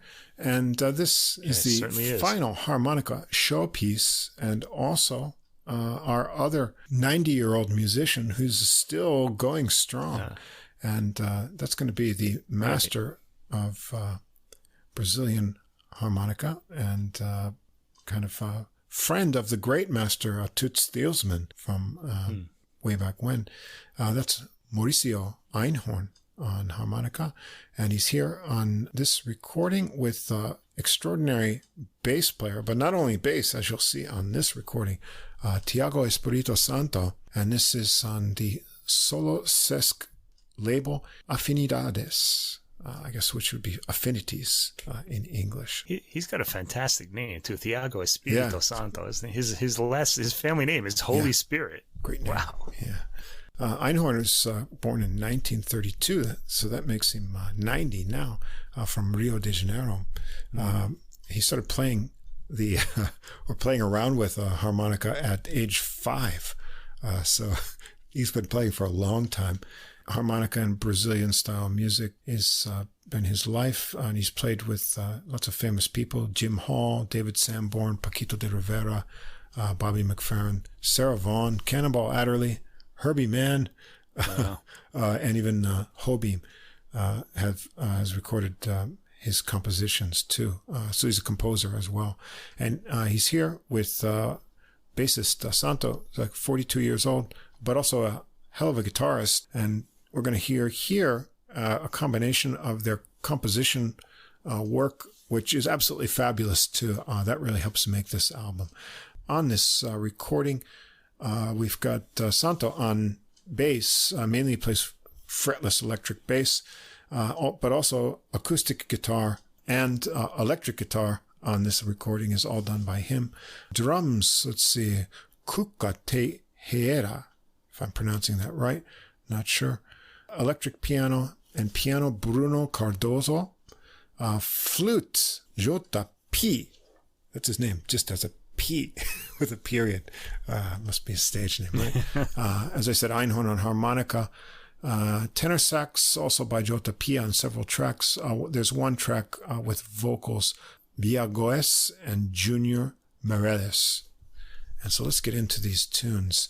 The first one, some of the compositions also have another collaboration with another person as the first one, which is Einhorn's composition, also credited with Arnaldo Costa, and it's Burlesque. This one starts with a alternating bass and piano notes. It's like A, B flats. It's a chromatic thing in the bass and piano that repeat and get louder. It builds up a lot of tension. You think, what's going to happen here? And then suddenly it's released into this happy waltzing melody that's completely different in character on Einhorn's harmonica. And he just always sounds really happy. That's probably why he's lived so long, because this gorgeous music just comes out of his harmonica. There's some cute little gaps in the rhythm that's going along for Einhorn to carry over, and the chromatic bass figure returns at the end of the line just to remind you of that intro. Nice touch of composition. There's nice brushwork from Tejera on the drums that keeps the waltz feel with nice punctuated bass playing from Santo. The credits list Santo as playing guitar as well, so I guess this is all overdubbed on here. As we'll find out as we go through the recording. There's a contrasting section where electric guitar takes over from the harmonica on the melody. That does some nice interplay with Santos's electric bass, which has a huge fat sound here. It gets way down low. Bass on this album will work your woofers a lot. Einhorn returns. Yeah, like the Patitucci recording last week. Yeah. Einhorn returns for more melody. There's some great bass lines underneath it from Santo. Einhorn is up for a melodic solo next, followed by Cardozo on piano and then Santo on bass. The rounded tone on the fretless bass here is huge and buttery, I call it. And Santo shows his smooth chops with double stopping, fast figures, and runs up high and low. Einhorn takes us through the melody again and then surprises, quoting the French national anthem at the end, just when you think the tune is over. There's a little waltz groove that starts up again for a coda, and with just the rhythm section then that continues, and then it slows down a bit to finish it. So interesting little ending there. I kind of had this sort of French sort of feeling to this, and then the Marseillaise came. The Marseillaise. Oh wow! I think that's the idea. Was like a burlesque, a French little kind of waltzing thing. I want to mention I was mentioning John Patitucci's big fat bass sound. That was on the Marco Paccassoni album that we talked about last week. That's right. And he was very nice. He was happy that we talked about it, and he shared our episode and some of the things we said on his Facebook page. So that was nice. Really happy that he was interested in what we said about it. Thanks, Marco. Yeah, thanks a lot. Let's see. The next tune is also here an Einhorn composition, also with Alberto Araujo. It's called Contrastando. A little rhythmic intro featuring acoustic guitar work as well as bass from Santo. There's a little flute in there too from Jodie. Einhorn plays the melody in the lower and mid registers over the floating bossa rhythms here. There's a little uplifting contrasting section with rising piano figures and some more flute. Then the pulsing rhythm gives way to a slow, floating section with more flute and buttery bass melody by Santo with light cymbal accents in the back. The bossa beat returns, as does Einhorn, for a solo with bubbling melodic phrases and nice rhythmic figures. Cardozo gets a short piano solo, and then Santo on more rapid bass lines, so smooth and fast, but with clear articulation. Once more for the melody, Einhorn adding some low chords to it this time. It goes through the contrasting section and fades out over the floating flute and bass part with Santos adding some slick bass harmonics in there. Another Einhorn and Araujo composition for number 3, Marburg. This one's got a samba beat intro on the drums. Jodie is on tenor sax here with the happy melody, which is doubled in the piano. Einhorn circles around them and adds some answering lines. There's a solo break, and Einhorn hints at a country hoedown on the harp before getting into some more smooth melodies connected through short phrased ideas. There's another break, but Einhorn continues blowing through it before then passing it off to Santos for an electric guitar solo. It's fluid, smooth, with tons of double stop notes and slides, relaxed phrasing, and cool accents. Then there's a really pregnant break like that before Cardozo gets a piano solo. He plays very melodic ideas with nice left-hand accented chords. Jodie gets a tenor solo from the next break. He keeps it in the groove with nice melodies and a tight sound. Then Santos gets a fluid bass solo, but the articulation will get your woofers moving on this one here. Einhorn comes back for a once-around trading 4-bar phrases with some drum soloing by Tejera. Finally, they all come back for another run through the melody in similar fashion as the beginning, with some final echoes from Einhorn. I liked how they had fun mixing up the solo breaks on this tune, either playing through them or nobody playing at all coming in. It keeps you guessing. That's kind of fun. Not only that, Santo has these really creative bass runs too that he does. They're just fantastic. He's really interesting to listen to, as well as just being virtuosic as well. It's crazy on all acoustic guitar, electric guitar, bass. Amazing work, creative and so smooth. Another Araujo and Einhorn composition, España en mi cabeza, Spanish in my head, I guess, right? This one has a fretless bass intro with a huge tone. Einhorn comes in with slow rubato melody over the rich bass. Santo has some nice slides and harmonics here. Harmonica and bass make an interesting tonal combination. It becomes a kind of dialogue with bass answering the harmonica ideas before they join in together to the end, and a final awesome bass slide that just is all kind of reverby and such in the background. Another composition by the same pair for number 5, Quinta, Jazz e Maes. An electric guitar intro from Santo to this medium tempo tune. Einhorn makes the melody sound lovely with a lot of happy ornaments. There's a contrasting middle section to the melody and a nice descending chord pattern in the last section that's kind of a hook to the tune. You always know it's coming and it feels good. Santo takes a jazzy electric guitar solo here, smooth and with more double stops and some fancy triplet figures. Cardozo gets a piano solo that shows a nice sense of touch. And then Einhorn on harmonica, bubbly and exuberant as always, tying it into the melody to the end. Track 6, also Einhorn and Araujo composition, Retrato em, I don't know how to count in Portuguese, so it's 3x4. Just 3x4, I guess. Yeah. Just say that. So this one interestingly alternates between 8 bars of 4/4 time, and then either 8 bars of 6/8 or 16 bars of 3/4, depending on, I guess, how you count or feel it. So Einhorn carries the breezy melody on harmonica. Cardozo gets a rhythmic piano solo, and then Santo comes out with some smooth, jazzy-toned electric guitar after locking in with the piano rhythm. Harmonica, piano, and guitar trade off some soloing over the continuing waltzing pattern that they stick to once the solos start. There's a brief melody restatement doubled in the bass and the harmonica, and a final kiss goodbye with the original 4/4 rhythmic figure at the end, just so you know they didn't forget. That's how it started. Kind of cool. I guess that's where the title comes from. The 3x4 would be the 3 beats. Yeah. By the 4 beats, I guess. So I guess interesting. I guess that means it's in 3/4. Well, yeah, that's how they stuck with it after that 6/8. I don't know. Intro. If that's how they wrote it. Then another by the same pair, Siesta 7, and Siesta it is. It's a sleepy and breezy kind of thing. Intro nice. With electric piano that gets that nice atmosphere. Acoustic guitar this time too, over brush drum work on the intro. Einhorn blows the easy melody on harmonica with some chords added for a nice fullness to the tone. There are nice rising and falling lines in the guitar and bass underneath that follow the changing harmonies. I like that a lot. Santo gets an acoustic guitar solo with interesting rhythmic figures, clear articulation. Cardozo switches to acoustic piano from the electric for a delicate solo. And then Einhorn takes us through the melody again, and you're ready for a tropical drink and a siesta in the hammock by the sea. You get done listening to this tune. Very relaxing. But then again, I'm always ready for a tropical drink. Siesta. Here, track 8 is an Einhorn composition, also with Claudette Santos, Alberto Cimeri as co-writers. And here we've got some voices that join in. It's the only vocal tune.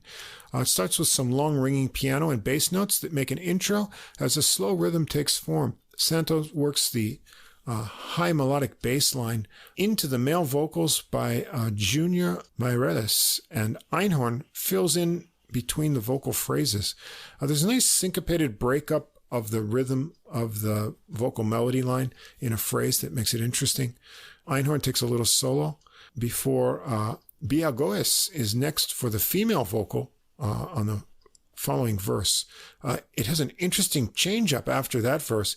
It goes out softly with harmonica and some final piano tinkling. Interesting tune. A nice relaxed vocals by the pair. Track 9, another Einhorn Araujo composition, Blues Cheio de Truque. Blues filled with tricks. I guess is what it's called. And, well, there's just one kind of trick, but it's kind of fun because I don't know if I've ever heard this done before. But it starts as a swinging blues. It's in the key of C. Go through the first 4 bars. When you get to bar 5, where you're going to get that 4 chord, that everyone knows is coming in the blues, the rhythm changes up. And now you've got 3 bars of samba beat before it switches back to swing for the rest of the 12 bars. So that's a little trick. It's kind of cute. Piano and harmonica work the melody, going around it twice, so you get a feel for that change-up. Santo has some cool bass work going on underneath, handling the shifts in feel from swing to bossa, or samba there. Einhorn is up first for a solo. Once they get in the solos, they stick with the swing beat throughout.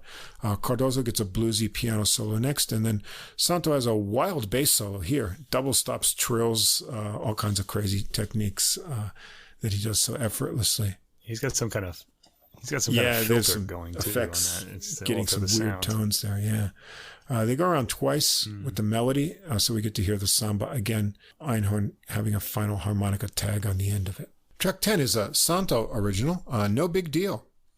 It's called a slow swinging jazzy tune. I like this one. It's kind of, in a regular jazz composition, a little contrast to the Latin stuff. With the melody here, it's doubled in the piano and Santos electric's guitar. There's a nice modulation on the B section of the tune. It's like AABA form. Einhorn joins in on the next time around for a harmonica solo. He gets a little bluesy "Oh Susanna" hint in there. I thought it's kind of cute. Santo takes a very bluesy bass solo with more of a straight tone here, no effects at all, and then he gets an electric guitar solo. They give us another go around the melody to finish it off. So a nice little jazzy tune. Other people would like to play this tune too. Another Einhorn and Araujo composition, Alçoes. A big lush sound to start off with electric piano, guitar, and harmonica in a rubato intro. Relaxing tempos start to form before a big pause, and then the tune gets moving along. Einhorn gently plays the melancholy melody. There's another pause in a contrasting section with long ringing guitar and piano notes, then a bass solo from Santo with, I call, gooey notes. They're kind of wow, kind of effecty and sticky, into a pause, after which a faster tempo and a Spanish feel kind of emerges, with some really intense guitar and bass. Things get a little dreamy with electric piano sounds before returning to the original relaxing tempo and a more melodic bass. Then there's a final slowdown to the end with a little harmonica added in.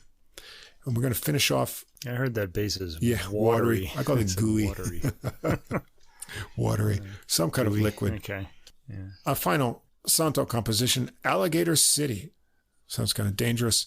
This is an upbeat, happy, syncopated melody, doubled on electric guitar and Jodie back on tenor sax.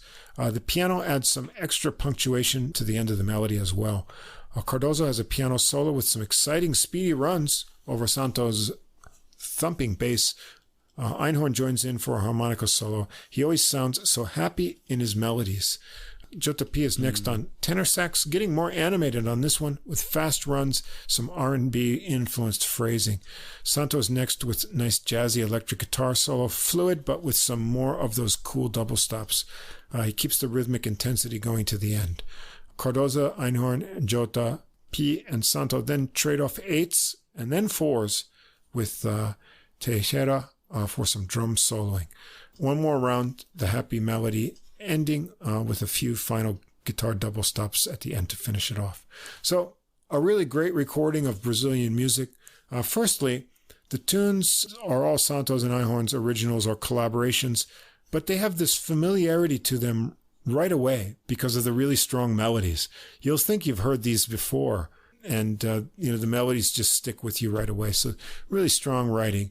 That's helped out by the instrumentation, which gives a lot of variety. Sax and harmonica usages here, interesting arrangements. Santo impresses on bass with tone and technique, but also on electric and acoustic guitar. He's doing pretty much everything with strings here. And finally, Einhorn's enthusiastic melodic harmonica playing always makes you smile. that happiness must have kept him going for such a long career. Put this one on any day, any weather. You're going to be in a good mood right away and enjoy this really fine playing and nice selection of music. Yeah, I hope that long life inducing happiness comes out of the speakers and we soak it up as well. You know, it very well might. This is a record right away. As I was listening to it, I was I was looking online for the CD, and apparently there isn't one yet. I'm hoping that that will be released on CD. I'm going to want this in the collection too. This is something I'd have playing along. Yeah, a lot. It's a wonderful album all the way through. It's got this low-key, mellow, sun-drenched vibe to it. I like the heat of the. It's like the heat of the sun is preventing you from moving faster. You know, it's got that kind of quality. All really positive sounding, uplifting, and even the slower, sadder tracks are. Yeah, there's a kind of happiness in them. Yeah. You know? I enjoyed the big, fat electric bass sound, and as you said many times, Marcio Einhorn's harmonica playing was a pleasure throughout. Yeah, please get a CD out of this. I want it. I'll write to him this week and see if he's got any plans to get that out on CD. Yeah, I definitely like to have this one in the collection. Yeah, me too. But I'll please, if he's not going to send them, I'll buy them. It's a really good one. So there you go, a real nice Brazilian breeze blown through the harmonica. And squeezed through the accordion sometimes, and played through a few saxes too. Really nice program. Yeah. Brazilian music always gets you in a nice, kind of comfortable place. Not too relaxed, but definitely not stressed out at all. And they've got a good program of things here. Yeah, check all of these out, but definitely make sure you check out the first one there, because that's going to be something we're going to talk about again. I'm sure it's going to make our best list, the Cadência, Verde, Amarela by Morten, Ankarfeldt, and Caio, Marcio, Santos. Just very beautiful recording. Yeah, and if you happen to be buying a stereo this week, you might want to bring all 6 of these recordings with you to test out your the speakers you're buying. They're all fantastic sounding recordings. I think this might be one of like the best sonics programs we've had that would be really good for testing out what speakers could do, both big bombastic things with the John Williams orchestration, the subtleties of the string quartet, and the mandolin, the mandolin, and then all the great different timbres and tonal qualities of these different instruments on the Brazilian music. Like the big fat jazz bass sound. Yeah, that fat Santos bass sound, and, the liveliness of the harmonica. Really get the speakers to work out. It'd be great. Yeah. So, a real pleasure for the I almost want to go listen to some new speakers, even though I have speakers everywhere in my house. I don't have any room for speakers anymore. Yeah. I've got an extra pair of speakers that I will never part with. It's just in the other room, but I can't really incorporate them anywhere. But if I buy any more, well, I'll be... Something might come up. They might have to go into the adult music office one day. That's something to aim for. So as we grow our listeners. That's right. Well, it's been a fun Brazilian and just an interesting instrumentation with that Vivaldi and then all these other things. And I think next week we're going to continue in the Latin spirit, aren't we? I guess we are. Yeah. Do you want me to talk about what I got here? It's sort of I couldn't really. You wanted to do. I don't know what you wanted to do, but I have a Spanish piano record for next week called Iberian Impressions, played by Paulo Oliveira, who I believe is a Portuguese pianist, but he's playing mostly Spanish. Well, he's playing both Portuguese and Spanish works on this. Then I have the composer Fernando Lopez Grassa. He's his looks like orchestral works. He was a 20th century composer, and something I think you'll enjoy. An album called Corazon, the music of Latin America. This is for cello and piano, featuring composers like Leo Brouwer, Manuel Ponce, who a lot of people will know from classical music, and even some arrangements of Egberto Gismonti, whose records we remember from the ECM 1970s on ECM. Oh, yeah. I have a few of those actually in the collection. So I'm looking forward to hearing this and talking about it next week. I've got 2 Spanish jazz recordings and 1 Chilean recording. So we'll get Spain and Latin America. Spain and Latin America. We're going kind of. How could you? I wonder how they. How would you classify that entire sphere? I don't know. Spain, Portugal, Siberia. Then you have Latin America. Yeah. The seeds of Spain and Portugal, I guess. Yeah, Spain and Portugal together are Iberia, though. So I don't know. Yeah, I don't know. Yeah. Iberian seeds. South America would be. Let's not think about it too much. Anyway, that's what you got to look forward to next week. That's next week, though. Meanwhile, we have a whole worker week, a whole week of work ahead of us. But it will be good listening. But it's tempered by all this listening. It's really nice. So that playlist will be up tomorrow after I get this episode published. And tonight, this episode has been episode 71 of Adult Music. Be sure to follow or subscribe on whatever platform you listen to us on. That'll help us get more listeners, which we'll appreciate. And do check us out on Facebook as well. We'll post some other clips, videos of the music for next week, probably coming up there, along with other little tidbits. Or if you have anything you want to get in touch with us with, you can drop us a line there on Facebook or also by email, adultmusicpodcast, all one word, @gmail.com. Thanks again to Fast Signs of Staten Island for our neon glowing logo. And Mike, we'll be back again next week with episode 72. We will. Until then, keep listening. We'll see you again next time.